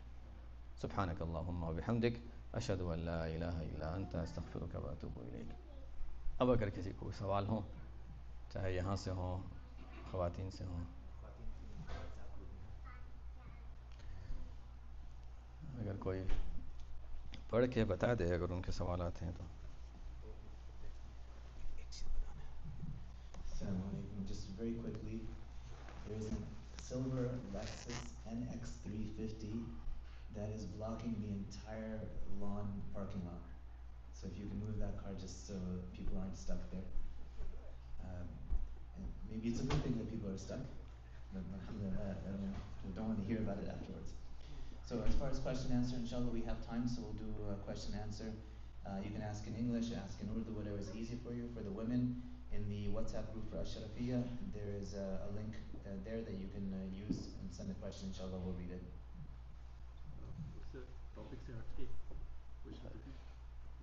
ہاں ٹھیک ہے، ٹاپک سے ہٹ کے، اس لیے کہ میرا خیال ہے ٹاپک کے بارے میں اب کوئی سوال نہیں رہا ہوگا انشاءاللہ. سوال پھر سے کہنا تاکہ نیچے ان کو پتہ چلے. ٹھیک ہے. آپ تراویح پڑھا رہے ہیں، 2 رکعت کے بعد امام کھڑا ہو جاتا ہے تو وہ کیا کریں؟ سوال یہ ہے، رمضان میں تو دیر ہے. جی سوال یہ ہے کہ کوئی شخص تراویح پڑھا رہا ہے اور امام 2 رکعات کے بعد کھڑا ہو جاتا ہے تو اب کیا کرنا چاہیے؟ 2 رکعات کے بعد اگر امام بیٹھ گیا ہے، بیٹھنے کے بعد پھر کھڑا ہوا ہے، تو اس کا مطلب ہے کہ قضا اخیرہ تو اس کا ہو گیا. بہرحال اگر امام کھڑا ہو جاتا ہے، چاہے بیٹھنے کے بعد کھڑا ہوتا ہے یا سیدھا کھڑا ہو جاتا ہے، پیچھے والے امام کو سبحان اللہ کہیں گے اور امام بیٹھ جائے. بیٹھنے کے بعد پھر چونکہ وہ غلطی سے کھڑا ہوا تھا، اب وہ بیٹھ جائے گا، بیٹھ کر پھر وہ سجدہ سہو کر کے نماز مکمل کر لے گا. جی، اس میں یہ بھی لفظ کی بات آتی ہے.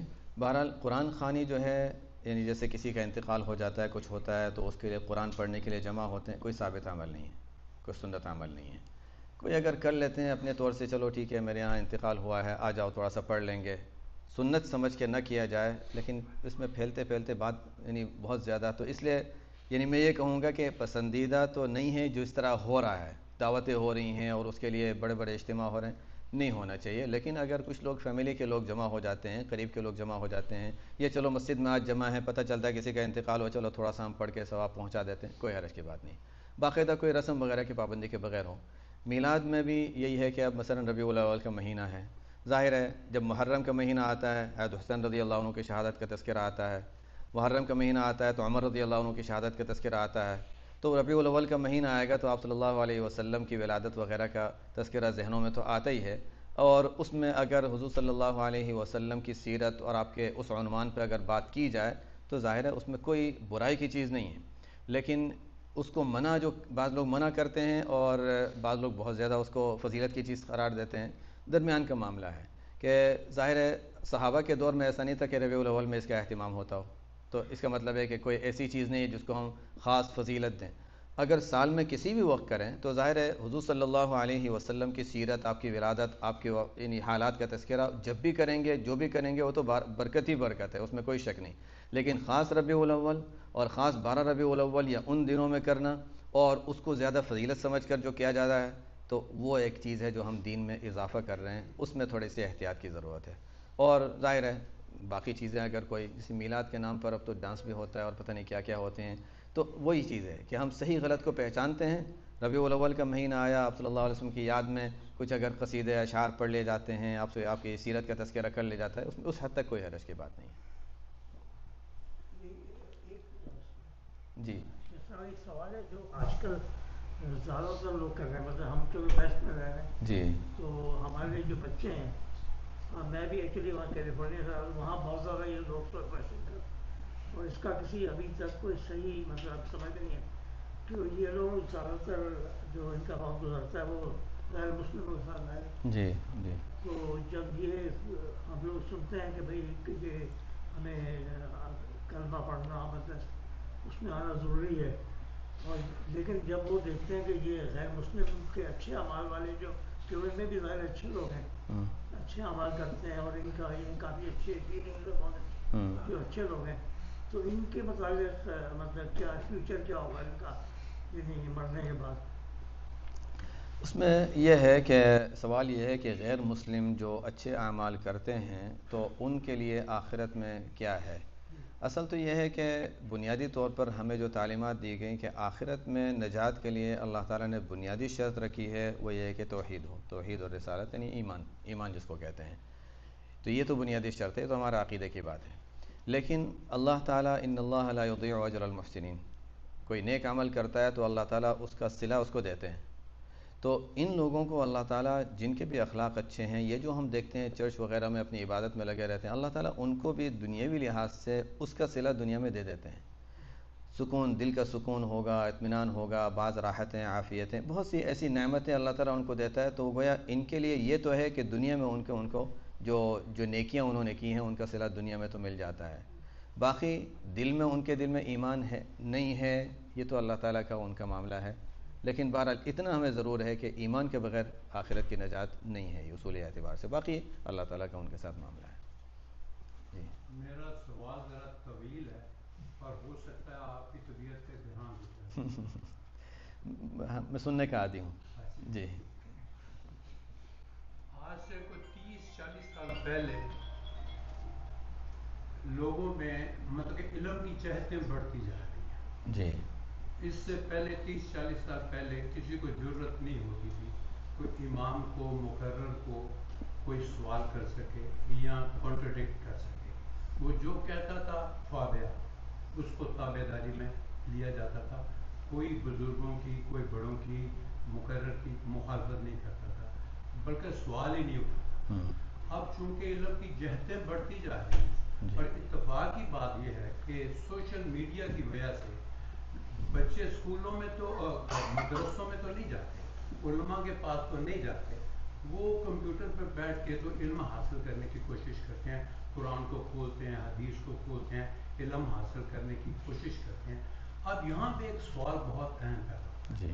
اب جو علم بڑھتا جا رہا ہے، ہم دیکھ رہے ہیں کہ احادیث میں بھی کانٹرڈکٹری احادیث موجود ہیں، اختلافات موجود ہیں. ایک حدیث دوسری حدیث سے مطابقت نہیں رکھتی. دوسری وہاں پہ علم میں پھر غلط چیزیں پیدا ہوتی ہیں، لوگوں میں شعور میں یہ چیزیں غلط جنم لے لیتی ہیں. یہ جو اندھی تقلید ہے، ٹھیک ہے میں بیعت کرتا ہوں یا میں کسی عالم کے ساتھ متفق ہوتا ہوں، لیکن انسان غلطی کا پتلا ہے. صرف نبی جو ہیں وہ غلطی سے پاک ہے. نبی کے بعد جتنے بھی انسان ہیں کوئی نہ کوئی غلطی ان سے ہو سکتی ہے.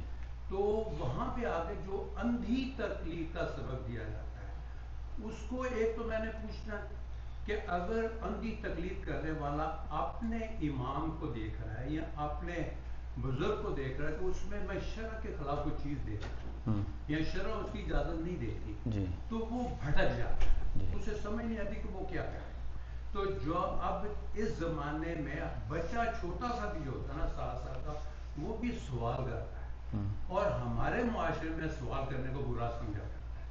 سب سے پہلے تو میں یہ حیران ہوں کہ سوال کرنے کو برا کیوں سمجھا جاتا ہے. پتہ نہیں کون برا سمجھتا ہوگا، نہیں لیکن ابھی جی تک ہے ماحول جی ہندوستان پاکستان میں، ابھی آپ محفلوں میں سوال نہیں کر سکتے، اچھا ممکن نہیں ہے. اور جو کہا جاتا ہے کہتے ہیں اسے دیکھو جو اصل بات میں کہتا ہوں، ہوں، حضور پاک صلی اللہ علیہ وسلم فرمایا میں آپ کے پاس 2 چیزیں چھوڑ کے جا رہا ہوں، اللہ کا کلام، ہوں، اور دوسری چیز میں اختلاف ہے، کوئی کہتے ہیں اہل بیت، کوئی کہتے ہیں جی کہ سنت سے مطابق. جی 95% علماء دین جو ہمیں درس دیتے ہیں یا تعلیمات دیتے ہیں وہ قرآن پاک کو سائڈ پہ رکھتے ہیں، موسٹلی احادیث کو بھی سائڈ پہ رکھتے ہیں. تو قصے کہانیاں واقعات ان کی تعلیم دیتے ہیں، اور موسٹلی جو ہوتے ہیں وہ اسرائیلیات میں سے قصے لیے ہوتے ہیں جو کہ حضرت موسیٰ کے زمانے سے بھی پہلے، جی حضرت آدم کے زمانے سے بھی پہلے. لیکن قرآن کے اوپر تعلیم میں نہیں دیتا کہ 5% بھی کہیں دی جا رہی ہے. معذرت چاہ کے میں عرض کروں گا کہ ایون اتنی بڑی ایک جماعت ہے کہ لاکھوں لوگ اس میں شامل ہوتے ہیں، لیکن انہوں نے اپنی ایک مخصوص کتاب بنائی ہوئی ہے، اس میں احادیث جمع کی ہوئی ہیں، وہ اس سے باہر نہیں نکلتے. ہوں، اور قرآن کی تعلیم بالکل آہستہ آہستہ ختم ہوتی جا رہی ہے مدارس میں.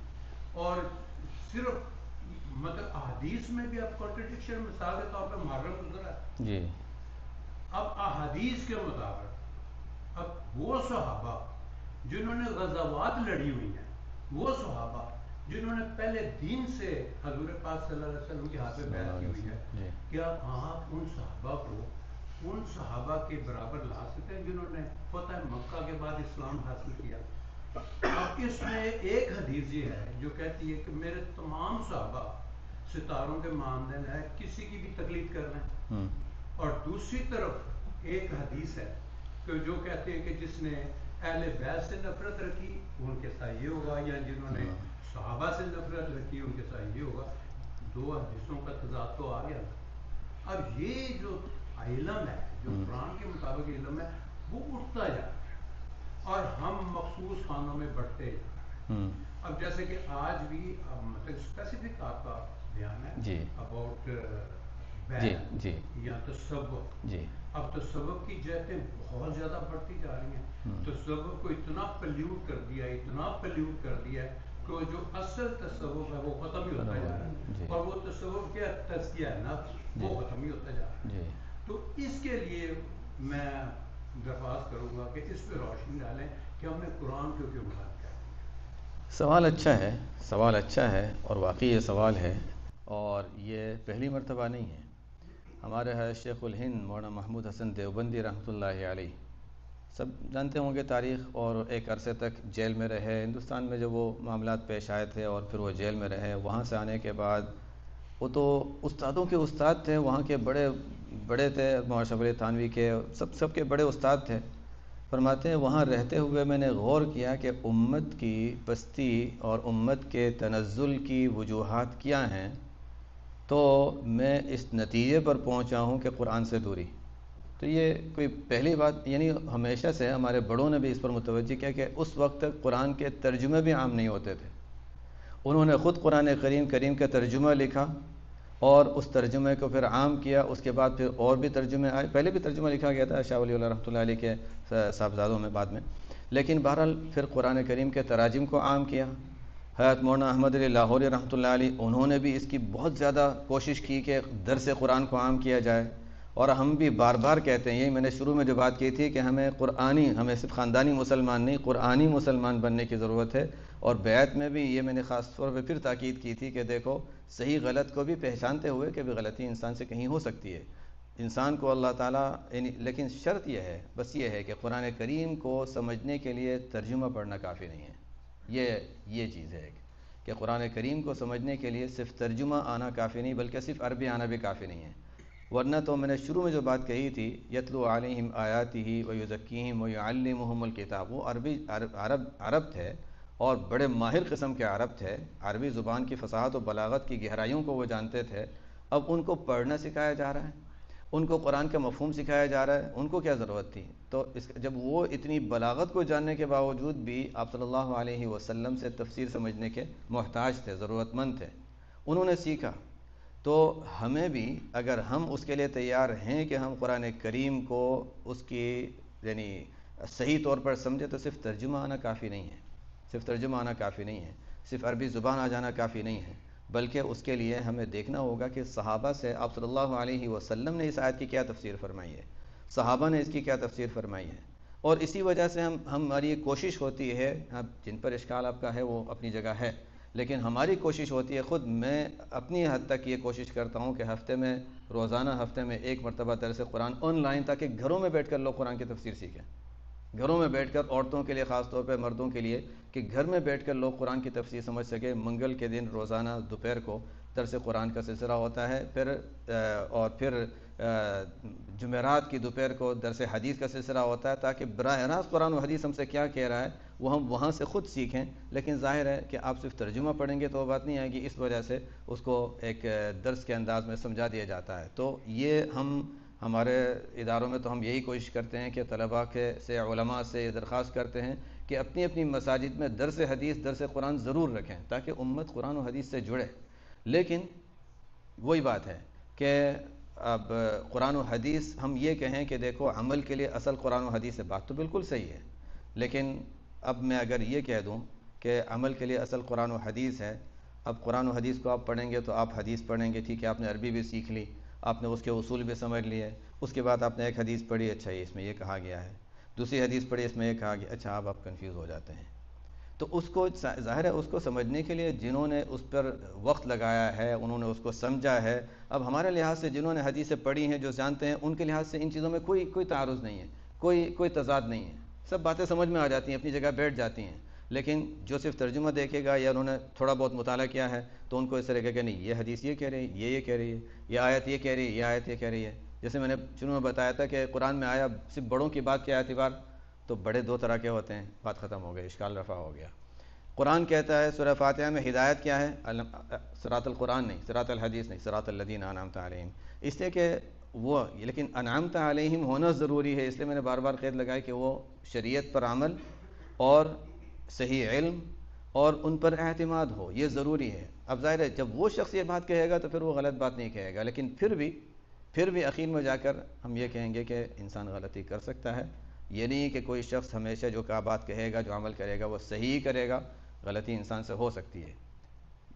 حضرت معاذ بن جبل رضی اللہ عنہ نے اس بات کو بڑی اچھی طرح سمجھایا. ابو داؤد شریف کی روایت ہے، حضرت معاذ بن جبل رضی اللہ تعالی عنہ انہوں نے اپنے شاگرد کو نصیحت کی کہ دیکھو عالم کی غلطی سے بچنا، وہی آپ کی بات، ایاک وزیغۃ الحکیم، جو عالم جو دین کی صحیح سمجھ رکھنے والا، حکیم، ایک صرف عالم نہیں، بڑی حکمت والا، اس کی غلطی سے بچنا. انہوں نے کہا کہ اپنے استاد سے کہا، معاذ بن جبل رضی اللہ عنہ سے، کہ یہ آپ کیسی بات کر رہے ہیں؟ کہا کہ نہیں، عالم بھی غلطی کرتا ہے. تو انہوں نے کہا کہ میں کیسے؟ انہوں نے کہا کہ کبھی کبھی شیطان، یہ انسان کے نفس ہوتا ہے، یہ شیطان ہوتا ہے، یہ غلط زبان بہک جاتی ہے. فرمایا کبھی کبھی شیطان عالم کی زبان سے غلط بات کہلوا دیتا ہے. تو یہ بات ہے، تو حدیث میں ہم پڑھتے ہیں، پڑھاتے ہیں کہ غلط بات. تو انہوں نے، شاگرد نے اپنے استاد سے، معاذ بن جبل رضی اللہ عنہ سے سوال کیا کہ پھر میں کیسے پہچانوں گا؟ میں تو ان کی تقلید کر رہا ہوں، میں کیسے پہچانوں گا؟ کہا نہیں، بالکل پہچان لوگے. عالم کی وہ بات جس کے بارے میں دوسرے معتبر لوگ یہ کہیں کہ انہوں نے یہ بات کیسے کہہ دی، تو بس اس سے دور ہٹ جاؤ، ان کی اس بات سے دور ہٹ جاؤ. یہ بات انہوں نے تاکید کی کہ دیکھو اس کے بعد ایسا نہ ہو کہ تم اس عالم سے ہی دور ہو جاؤ. انہوں نے 100 باتوں میں ایک غلطی کر لی، ان کی اس بات کو چھوڑ دو، باقی باتوں میں ان کی بات مانتے رہو.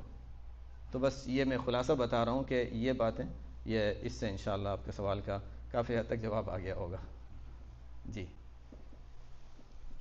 تو جو احسان کا ہے کہ آپ عبادت ایسے کریں جیسا آپ اللہ کو دیکھ رہے ہیں، تو اللہ کو انسان کیسے دیکھ سکتا ہے؟ سمجھ میں نہیں آتا. یعنی وہ جیسے میں نے مثال سے سمجھایا تھا کہ ہم مثلا اس کو ہم صرف مثال، نماز کی مثال میں لے لیتا ہوں کہ آپ نماز پڑھ رہے ہیں اور آپ یہ سوچیں، جیسے بچوں کے لیے زیادہ وہ سمجھ میں آنے والی چیز ہے، لیکن بہرحال آپ نماز پڑھ رہے ہیں اور نماز پڑھتے ہوئے آپ کو کہیں جانا ہے، ذہن میں کوئی بات گھوم رہی ہے، تو آپ تنہائی میں ہیں، نماز پڑھی، رکوع کیا، لیکن آپ کو یہ پتہ ہے کہ ابھی میرے پاس کوئی ایسے شخص کھڑے ہیں جو مجھے دیکھ کر میری نماز سیکھیں گے مثلا، یا مثلا ہم لوگ یہ تصور کبھی اگر یہ سوچیں کہ اچھا ہمارے استاد ہیں، ہمارے کوئی بہت بڑے بزرگ ہیں، وہ دیکھ رہے ہیں کہ نماز صحیح پڑھ رہا ہے، اس کی غلطی نکالوں میں، تو اس حالت میں ان کے دیکھتے ہوئے، حالانکہ وہ ہے نہیں وہاں، بس آپ تصور میں کہ اگر ان کے دیکھتے ہوئے آپ اگر نماز کے ارکان ادا کریں گے تو کتنا دھیان سے ادا کریں گے، کتنی اچھی طرح ادا کریں گے.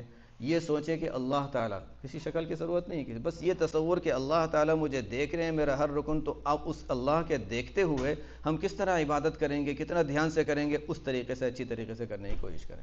بس یہ ایک سمجھایا گیا ہے کہ جب عبادت کریں تو عبادت کرتے ہوئے یہ دھیان رکھیں کہ انک تراہ، گویا ہم اللہ کو دیکھ رہے ہیں اور وہ ہمارے سامنے ہیں، تو اس کے ہوتے ہوئے اور اس کے دیکھتے ہوئے ہم کتنے اچھی طرح کریں گے. اس کو اگر وہ سمجھنا مشکل ہو تو انسان یہ سوچے کہ میرا کوئی بزرگ ہیں، کوئی بڑے ہیں، کوئی ایسے شخص ہیں جن کا احترام کرتا ہوں، میرے والد ہیں، وہ مجھے دیکھ رہے ہیں نماز صحیح پڑھ رہا ہے نہیں پڑھ رہا ہے، غور سے دیکھ رہے ہیں تو میں کتنا اچھی طرح پڑھوں گا. ظاہر میں انسان اس طریقے سے کرنے کی کوشش کرے تو اللہ تعالیٰ دل میں بھی دھیان پیدا فرما دیں گے آہستہ آہستہ. میرا خیال تھا کہ ہم پہلی مجلس میں یہ پورے کور کر لیں گے تو نماز میں خشوع اور وغیرہ اس عنوان پہ بھی بات کریں گے، لیکن خیر اب تو وقت نہیں رہا. لیکن آپ حضرات کی جس توجہ سے آپ حضرات بیٹھے رہے اتنی دیر تک، یہ میں اس پر آپ کا حضرات کا شکریہ ادا کروں گا. جزاکم اللہ خیرہ. جی وعلیکم السلام. میرا سوال ہے کہ آج کل کے جو ینگ جنریشن ہے وہ ہر چیز میں لاجک کو لے کے آ جاتے ہیں جی اور ٹرائی کرتے ہیں کہ اس کو لاجک کے حساب سے آپ اس کو ایکسپلین کریں. آپ کا اس بارے میں کیا خیال ہے؟ بہت سے آپ علماء کہہ دیں یا مشاہد کہہ دیں جو کوشش کرتے ہیں لاجک پہ بات کرنے کی، کچھ تو ڈیولٹ کر جاتے ہیں، کچھ صحیح کرتے ہیں، اور ینگ جنریشن ان کو فالو کرتی ہے، تو اس کو کس طرح اوائڈ کریں اور کس طرح اس کو ریسٹرکٹ کر سکیں، اوائڈ کرنا چاہیے؟ اصل یہ بات تو یہ ہے کہ اسلام کے جو احکام ہیں اس میں پیچھے لاجک ہے، حکمت ہے، اور لیکن ہم نے ہمیشہ یعنی جو سکھایا گیا اور ہم نے جو پڑھا ہے وہ یہی ہے کہ وہ دوسرے درجے میں چیز ہے. اصل ہم اللہ کے حکم کو اس لیے مانتے ہیں کہ اللہ تعالیٰ کا حکم ہے، لیکن اللہ تعالیٰ کے ہر حکم میں مصلحت، حکمت، اس کے پیچھے لاجک وغیرہ ضرور ہے. تو اب ٹھیک ہے، اگر لوگوں کے پہلی بات تو لوگوں کے ذہن میں ہونی چاہیے کہ دیکھو لاجک ہمیں سمجھ میں آئے یا نہ آئے، حج کی عبادت ہمیں وہی سکھاتی ہے نا. ہم کیوں وہاں جا رہے ہیں؟ مکہ کو چھوڑ کر، حرم کو چھوڑ کر ہم مینا میں جا رہے ہیں، عرفات میں جا رہے ہیں، پتھر کیوں مانگ رہے ہیں؟ تو وہ کیوں کے جتنے سوالات ہیں وہاں پر تو پورا انسان اس کو توڑ دیتا ہے کہ اچھا جو ہو مجھے تو یہی کرنا ہے، ایسے کہ اس کے بغیر حج ہی نہیں ہوگا. تو اسلام کی اصل تعلیم تو یہی ہے کہ اللہ تعالیٰ کا جب حکم آ گیا تو پھر کیوں کا سوال نہ کرو، پھر مان لو. لیکن ٹھیک ہے، ینگ جنریشن، یہاں کے حالات، سوشل میڈیا، ان سب چیزوں کی وجہ سے میں یہ رائے دیتا ہوں کہ دیکھو ان لوگوں کو تھوڑا سا اس طرح کی، اس لیے کہ اس پر بھی کتابیں لکھی گئی ہیں کہ یعنی احکام شریعت کے پیچھے حکمتیں کیا ہیں، تو ٹھیک ہے ان کو تھوڑا سا ان کے انداز سے سمجھا دو تاکہ وہ بات کو قبول کر لیں اور سمجھ میں آ جائے. ورنہ اصل اس کی کوئی اتنی اہمیت ہے نہیں حکمتوں کی. اصل یہ ہے کہ اللہ تعالیٰ کا حکم ہے اس لیے ہمیں کرنا ہے. لیکن ٹھیک ہے، یعنی لوگوں کی سمجھ کے لحاظ سے ان کو وہ بھی سمجھا دیا جائے. آہستہ آہستہ لوگوں کو یہ سمجھانے کی ضرورت ہے اور ذہن بنانے کی ضرورت ہے کہ اصل چیز حکمت نہیں، اصل چیز شریعت کا اور اللہ کا حکم ہے، اس وجہ سے ہمیں کرنا ہے. وہ ایک غلطی ہے جو ذہنوں میں آ رہی ہے اور اس کو آہستہ آہستہ اس کو نکالنے میں دیر لگے گی، اس لیے کہ ذہن میں جو ڈالا جا رہا ہے وہ بڑی قوت سے ڈالا جا رہا ہے. ورنہ اسلام جس کو کہا گیا نا کہ ابراہیم علیہ السلام کو خواب میں دکھا گیا بچے کو ذبح کر رہے ہیں، اسماعیل علیہ السلام نے بھی فوراً قبول کر لیا. اور اس کو جب ابراہیم علیہ السلام اسماعیل علیہ السلام کو ذبح کرنے کے لیے جب لیٹاتے ہیں، چھری چلاتے ہیں، اس کو اللہ فرماتے ہیں یہ ہے اسلام. فلما اسلما وتلہ للجبین، تو اس کو اللہ تعالیٰ نے فرمایا یہ اسلام ہے، جہاں بالکل عقل کے خلاف کوئی بات ہے، عقل میں بالکل آنے والی بات نہیں ہے، لیکن اللہ کے حکم کے ہونے کی وجہ سے وہ مان رہے ہیں. تو اصل تو اسلام اگر دیکھا جائے تو پوری طرح وہ ہے، لیکن وہی ہے کہ یعنی آہستہ آہستہ اس کو ذہنوں میں لانا اور اس کو سمجھانا، اس میں ظاہر وقت لگتا ہے. ایک سوال ہے جی کہ بد نظری کس کو کہتے ہیں، بد نظری کے نقصانات اور اثرات کیا ہے، اور بد نظری کا علاج کیا ہے؟ سوال تو بہت اہم آیا عورتوں کی طرف سے، شاید اپنے مردوں کے لیے ہوگا کہ بد نظری واقعی ایسی چیز ہے کہ اس نے ہمارے دماغ، ہماری سوچ، ہماری صلاحیتوں کو توڑ دیا، ختم کر دیا ہے۔ نبی کریم صلی اللہ علیہ وسلم نے فرمایا کہ النظر سہم من سہام ابلیس مسموم، کہ انسان جو بد نظری کرتا ہے تو بد نظری شیطان کے، ابلیس کے تیروں میں سے ایک تیر ہے، وہ تیر بھی ایسا جو زہر والا ہو۔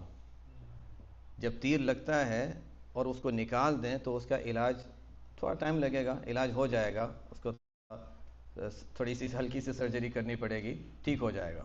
لیکن اگر زہر ہے تو زہر اندر جائے گا، اب اس کے لیے دوائیاں کھانی پڑیں گی، پتہ نہیں اینٹی بائیوٹک وغیرہ سے وہ مسئلہ حل ہوگا یا نہیں ہوگا، لیکن پہلے زمانے میں حکیم ہوا کرتے تھے جو طرح طرح کی دوائیاں دیتے تھے تاکہ اس کے زہر کے اثرات نکل جائیں۔ بہت اچھی طرح آپ صلی اللہ علیہ وسلم نے اس کو سمجھایا مختصر لفظوں میں، یہ کہ زہریلا تیر ہے۔ جب انسان بد نظری کرتا ہے تو آنکھیں گناہ کرتی ہیں، ٹھیک ہے، آنکھوں کا گناہ ہو گیا، اب انسان کو احساس ہوا میں نے غلط کیا، توبہ کر لیتا ہے، لیکن زہر تو اندر باقی ہے، وہ زہر اندر باقی رہتا ہے۔ اب نماز پڑھ رہا ہے تو نماز میں دھیان نہیں رہتا، خشوع ختم ہو گیا، کوشش کر رہا ہے لیکن نہیں، ذہن میں کبھی کبھی وہ تصور آ گیا، کبھی کچھ، وہ ذہن جو ہے وہ انسان کا چونکہ زہر کے اثرات اندر آ گئے تو انسان کی یا تو عبادت کا دل نہیں چاہتا، عبادت کر لی تو عبادت میں دل نہیں لگتا، یا انسان کسی اور گناہ میں مبتلا ہو جاتا ہے۔ یہ ایسا زہر ہے کہ انسان کو ایک برائی سے دوسری برائی، تیسری برائی، اور انسان کی دماغی صلاحیت، ہمارے بہت سے بچوں کی جو دماغی بہت تیز ہوتے ہیں اور ان کو یاد نہیں ہوتا، اب دماغی صلاحیتیں جو ان کی کم ہو رہی ہے، سمجھنے کی صلاحیتیں کم ہو رہی ہے، اس کی بہت سی مرتبہ یہ بڑی وجہ بن جاتی ہے بد نظری۔ تو بہرحال یہ ایک مستقل عنوان ہے بد نظری، کہ اس سے ہمیں اپنے آپ کو بچانا ضروری ہے۔ احادیث میں اس کی بہت زیادہ تاکید آئی ہے، اور اس کی یعنی نقصانات، ایک تو ہوتا ہے کہ ایک گناہ ہے، لیکن گناہ ہونے کے ساتھ ساتھ اس کی تاثیر جو ہے نا، وہ زہر، اس کے زہریلے اثرات، اس کو نکالنے میں دیر لگتی ہے۔ سوال یہ کہ اب اگر کر لیا تو کیا کریں، اب تک کر لیا تو کیا کریں؟ سب سے پہلی چیز تو یہ ہے کہ انسان توبہ کرے۔ توبہ کے لیے بھی انسان اگر صلاۃ و توبہ پہلے پڑھ لے، صحیح غسل کر لے یا وضو اچھی طرح کر کے 2 رکعت پڑھے، صلاۃ و توبہ پڑھے اور اللہ تعالیٰ سے مانگیں، اور توبہ کرنے کے بعد اب توبہ میں یہ ہوتا ہے نا 3 شرطیں، کہ آئندہ یہ گناہ نہیں کروں گا، جو گناہ کیا اس پر افسوس ہے اور اس گناہ سے رک جائے۔ اب مثلا عام طور پر یہ سوال جو آتا ہے وہ انٹرنیٹ کی وجہ سے آتا ہے، زیادہ ہو گیا، انٹرنیٹ میں پہلے بھی ہوتا تھا لیکن ہماری پرانی کتابوں میں بھی یہی اس کو بہت زیادہ تاکید سے لکھا ہوا ہے، انٹرنیٹ نے اس کو اور بڑھا دیا، بہت آسان کر دیا۔ تو اب انسان اپنے آپ کو ان اسباب سے بچائے جہاں انسان بد نظری میں جاتا ہے، یہ بہت ضروری ہے۔ اب توبہ تو کر لی لیکن پھر وہی فون ہاتھ میں، پھر وہیں جا رہے ہیں تو پھر وہیں پہنچ جائیں گے کہیں غلط راستے پہ۔ تو انسان اپنے آپ کو، ظاہر ہے تھوڑا سا مشکل ہوگی شروع میں، اور دل چاہ رہا ہے نہیں فون ہاتھ میں بھی اٹھایا، نہیں میں رکھ دیتا ہوں، نہیں میں رکھ دیتا ہوں۔ یہ جب انسان چند مرتبہ یہ کام کر لے گا تو اللہ تعالیٰ اس کو عجیب طاقت دے دیں گے، تجربے کی بات۔ جب انسان چند مرتبہ یہ کام کر لے گا تو اللہ تعالیٰ اس کو طاقت دے دیں گے۔ اور اب میں لمبا جاؤں گا تو لمبی بات چلے گی، لیکن کبھی اگر موقع ملے تو والنازعات غرقاً کی تفسیر میں دیکھ لیں تو وہاں پر بھی بعض علماء نے اس کی تفسیر میں یہ بات لکھی ہے۔ شروع میں انسان جب کوئی گناہ سے بچنا چاہتا ہے، جذبہ پیدا ہوتا ہے، انسان اس سے اپنے آپ کو روک لیتا ہے، پھر جذبہ پیدا ہوتا ہے، پھر روک لیتا ہے۔ پہلی مرتبہ زور سے جذبہ پیدا ہوگا اور انسان کے لیے بچنا مشکل ہوگا، کبھی کبھی تکلیف بھی ہوگی، دوسری مرتبہ پھر وہ نہیں ہوگا، اس کے بعد تو نہیں مجھے کرنا ہی نہیں ہے، بالکل چھوڑ دیا، اور پھر اتنا سکون محسوس کرے گا۔ اس لیے کہ اب صلی اللہ علیہ وسلم نے فرمایا کہ جو بد نظری کو اللہ کی رضا کے لیے چھوڑتا ہے تو اللہ تعالیٰ، حدیث قدسی ہے کہ اللہ تعالیٰ فرماتے ہیں میں اس کو ایمان کی حلاوت نصیب کروں گا۔ ہمارے جنہوں نے حضرت حکیم اختر صاحب رحمۃ اللہ علیہ کو دیکھا ہے یا سنا ہے یا ان کے بارے میں کچھ پڑھا ہے، وہ جب ان کے پاس میں گیا، ان سے پاکستان میں ہوتے تھے، ان سے ملاقات کی تو لوگ کہتے ہیں کہ لوگ کہتے ہیں امریکہ کینیڈا میں عریانی ہے، ان کے تو الفاظ سے وہ شاعر بھی تھے، تو وہ کہتے ہیں امریکہ کینیڈا میں عریانی ہے، میں کہتا ہوں حلوہ ایمانی کی فراوانی ہے۔ جو اردو سمجھ سکتے ہیں ان کو اس کا لطف آئے گا کہ واقعی ہر جگہ جہاں بد نظری سے انسان اپنے آپ کو بچائے گا، گویا حلوہ ایمانی، ایمان کی حلاوت اس کو مل رہی ہے۔ تو ہمارے پاس موقع زیادہ ہیں لیکن اپنے آپ کو پیش نہیں کرنا ہے حلوہ حاصل کرنے کے لیے، بس اتنا ہے کہ کہیں بد نظری کا موقع آتا ہے اپنے آپ کو بچا لیں تو انشاءاللہ اللہ تعالیٰ کی طرف سے ایک انسان کو مزید حلاوت اور قوت حاصل ہوگی۔ اب بد نظری کر لی تو پھر ظاہر ہے اس کے نقصانات ہوں گے۔ اب توبہ استغفار، اور پھر اس کے لیے انسان مزید کچھ اعمال بھی کر لے، جیسے کہ صفائی کرنی ہے نا، اندر کے زہر صاف کرنا ہے، تو مزید کچھ اعمال بھی کر لے، کچھ تلاوت کا اہتمام، کچھ مزید سجدوں کا اہتمام، کچھ مزید دعاؤں کا اہتمام، اور خاص طور پہ اگر آنکھوں سے انسان آنسو بہا لے تو وہ تو انسان کے بہت سی گندگی کو صاف کر دیتے ہیں. تو یہ چیزیں ہیں، اس سے انسان انشاءاللہ آئندہ پھر محفوظ ہو جائے گا. بس اور تو کوئی جی. At the table where the snacks were, upstairs for the men, downstairs for the women, there is a poster, 2 of them. One of them is for Darul Uloom Canada. On there, there's 3 QR codes. Mufti Sahib is coming to us from Darul Uloom Canada. So if you want to support the institution, the QR code is there. You can click that and donate. Second QR code is to follow him on a Telegram group. Mufti Sahib, as he mentioned, once a week he does tafsir, he does different talks throughout. If he's giving talks at other places, those will be there as well. So if you want to follow him, as many of us already do, you can hit that QR code. It'll take you to the Telegram link directly. Next to that is another poster. This is for Ashrafiyya. If mashallah, everyone comes and says this was excellent and we benefited a lot. But if you can assist us as well, and the greatest assistance is just to follow us, just to be with us, make dua for us. And if you want to donate, that's fine as well, but just make dua and support us in whatever way. Inshallah, we'll continue to do this. If the community wants it, we'll bring it, inshallah. And we'll ask Mufti Sahib to come back again as well, inshallah. So we'll finish with dua.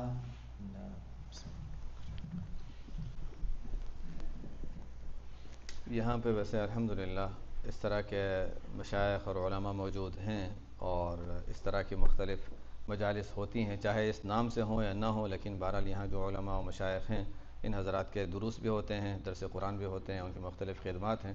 تو سب سے بڑی، جیسے ہمارے پاس جب مدرسہ دارالعلوم شروع ہوا تھا تو مفتی تقی عثمانی صاحب آئے تھے اور انہوں نے فرمایا تھا کہ ڈونیشن میں سب سے بڑی ڈونیشن ہے آپ اپنے بچوں کو پیش کریں.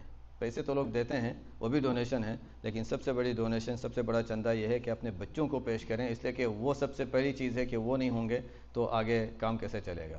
تو بہرحال آپ اپنے آپ کو پیش کریں کہ ان حضرات سے جہاں جو جس کے قریب رہتا ہوں تو اپنے لوگوں کو، اپنے خاندان کے لوگوں کو، تاکہ ان مجالس کے ساتھ، اس طرح کے پروگراموں کے ساتھ جڑیں اور ظاہر ہے مزید دین کے ساتھ تعلق کا ذریعہ بن جائے. سبحانك اللهم وبحمدك وتبارك اسمك وتعالى جدك ولا إله غيرك. سبحانك لا علم لنا إلا ما علمتنا إنك أنت العليم الحكيم. سبحان الله وبحمده عدد خلقه ورضا نفسه وزنة عرشه ومداد كلماته. اللهم لك الحمد كما أنت أهله، فصل على سيدنا محمد كما أنت أهله، وافعل بنا ما أنت أهله، فإنك أهل التقوى وأهل المغفرة. اللهم صل على سيدنا ونبينا ومولانا محمد وعلى آله وصحبه وسلم تسليما كثيرا.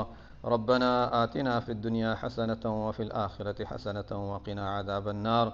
ربنا آتنا في الدنيا حسنة وفي الآخرة حسنة وقنا عذاب النار. ربنا ظلمنا أنفسنا وإن لم تغفر لنا وترحمنا لنكونن من الخاسرين. رب اغفر وارحم وأنت خير الراحمين. لا إله إلا أنت سبحانك إنا كنا من الظالمين. اللهم إنك عفو كريم تحب العفو فاعف عنا. اللهم مغفرتك أوسع من ذنوبنا ورحمتك أرجى عندنا من أعمالنا. اللهم حبب إلينا الإيمان وزينه في قلوبنا وكره إلينا الكفر والفسوق والعصيان واجعلنا من الراشدين. اللهم أعط نفوسنا تقواها وزكها أنت خير من زكاها أنت وليها ومولاها. اللهم إنا نسألك من خير ما سألك منه نبيك وحبيبك سيدنا ونبينا ومولانا محمد صلى الله عليه وسلم، ونعوذ بك من شر ما استعاذ منه حبيبك ونبيك سيدنا ونبينا ومولانا محمد صلى الله عليه وسلم. وأنت المستعان وعليك البلاغ ولا حول ولا قوة إلا بالله العلي العظيم. الہ العالمین ارحم الراحمین، ہم سب کے تمام گناہوں کو معاف فرما. الہ العالمین، ہمارے جمع ہونے کو قبول فرما۔ یا اللہ یہ مجمع جو صرف تیرے رضا کے خاطر، دین کی خاطر یا اللہ یہاں جمع ہوا ہے، الہ العالمین ان سب کی حاضری کو قبول فرما لے۔ الہ العالمین یا اللہ ہمیں دین کی صحیح سمجھ اور دین کے صحیح علم عطا فرما۔ یا اللہ ہمیں صحیح عمل کرنے کی توفیق عطا فرما۔ یا اللہ جو بھی جہاں سے بھی حاضر ہوا، جو بھی جہاں سے شامل ہیں، یا اللہ سب کی حاضری کو، سب کے شامل ہونے کو قبول فرما لے۔ الہ العالمین تیری رحمت سے کچھ بعید نہیں، تیری شان سے کوئی بعید نہیں۔ یا اللہ ہمارے اعمال پر، اب تک کی ہماری زندگی کی کوتاہیوں پر نظر نہ فرما۔ یا اللہ معاف فرما کر اب ہمیں اپنے نیک بندوں میں شامل فرما لے۔ یا اللہ ہمیں اپنے نیک بندوں میں شامل فرما لے۔ یا اللہ ہمارے ظاہر کو بھی شریعت کے مطابق، سنت کے مطابق بنا دے۔ یا اللہ ہمارے دلوں کو بھی یا اللہ تیری مرضیات کے مطابق بنا دے۔ یا اللہ جیسے بندے تجھے پسند ہیں ایسے بندے ہم سب کو بنا۔ الہ العالمین، الہ العالمین یا اللہ نبی کریم صلی اللہ علیہ وسلم کی سچی محبت ہم سب کو عطا فرما۔ آپ صلی اللہ علیہ وسلم کے طریقوں کو، سنتوں کو سیکھنے کی اور آپ اس کے مطابق عمل کرنے کی توفیق عطا فرما۔ نبی کریم صلی اللہ علیہ وسلم جو ہمارے لیے یا اللہ تو نے ہمارے لیے اتنا بڑا احسان انعام فرمایا، یا اللہ آپ صلی اللہ علیہ وسلم کی صحیح قدر ہمیں عطا فرما۔ یا اللہ آپ صلی اللہ علیہ وسلم کے یا اللہ جو ہم پر حقوق ہیں، یا اللہ ان حقوق کا، محبت کے جو تقاضے ہیں، جو حقوق ہیں، ان حقوق کو سمجھنے کی اور ان کے مطابق عمل کی توفیق عطا فرما۔ الہ العالمین ارحم الراحمین یا اللہ ہمارے اندر جو بھی برائیاں ہیں تو ان سے واقف ہے، یا اللہ ان برائیوں سے نکلنے کی اب توفیق عطا فرما دے، صحیح طور پر ہمیں کامل دین میں داخل فرما دے۔ یا اللہ جو تیرا حکم ہے کہ ادخلوا فی السلم کافہ، یا اللہ ہمیں پورا اسلام میں اور ایمان کے احکام میں داخل فرما دے۔ یا اللہ اخلاق حسنہ ہم سب کو نصیب فرما۔ یا اللہ امت کی پریشانیاں دور فرما۔ یا اللہ امت کی پریشانیاں دور فرما۔ یا اللہ ہم یہاں اتنے آرام سے عافیت میں بیٹھ کر یا اللہ یہ سمجھ رہے ہیں کہ ہم نے کوئی دین کا کام کیا۔ الہ العالمین یا اللہ ہمیں معاف فرما۔ یا اللہ وہ پریشان ہیں، یا اللہ جو امت کے افراد پریشان ہیں ان کی پریشانیوں کو دور فرما، جو عافیت سے محروم ہیں انہیں عافیت عطا فرما۔ تو نے ہمیں جو یہاں راحت و آرام میں رکھا ہے، یا اللہ ہمیں اس کا شکر ادا کرنے کی توفیق عطا فرما، اس کی قدر کرنے کی توفیق عطا فرما۔ یا اللہ مظلوموں کی مدد فرما، یا اللہ مظلوموں کی مدد فرما۔ یا اللہ اہل فلسطین، اہل غزہ کی مدد فرما۔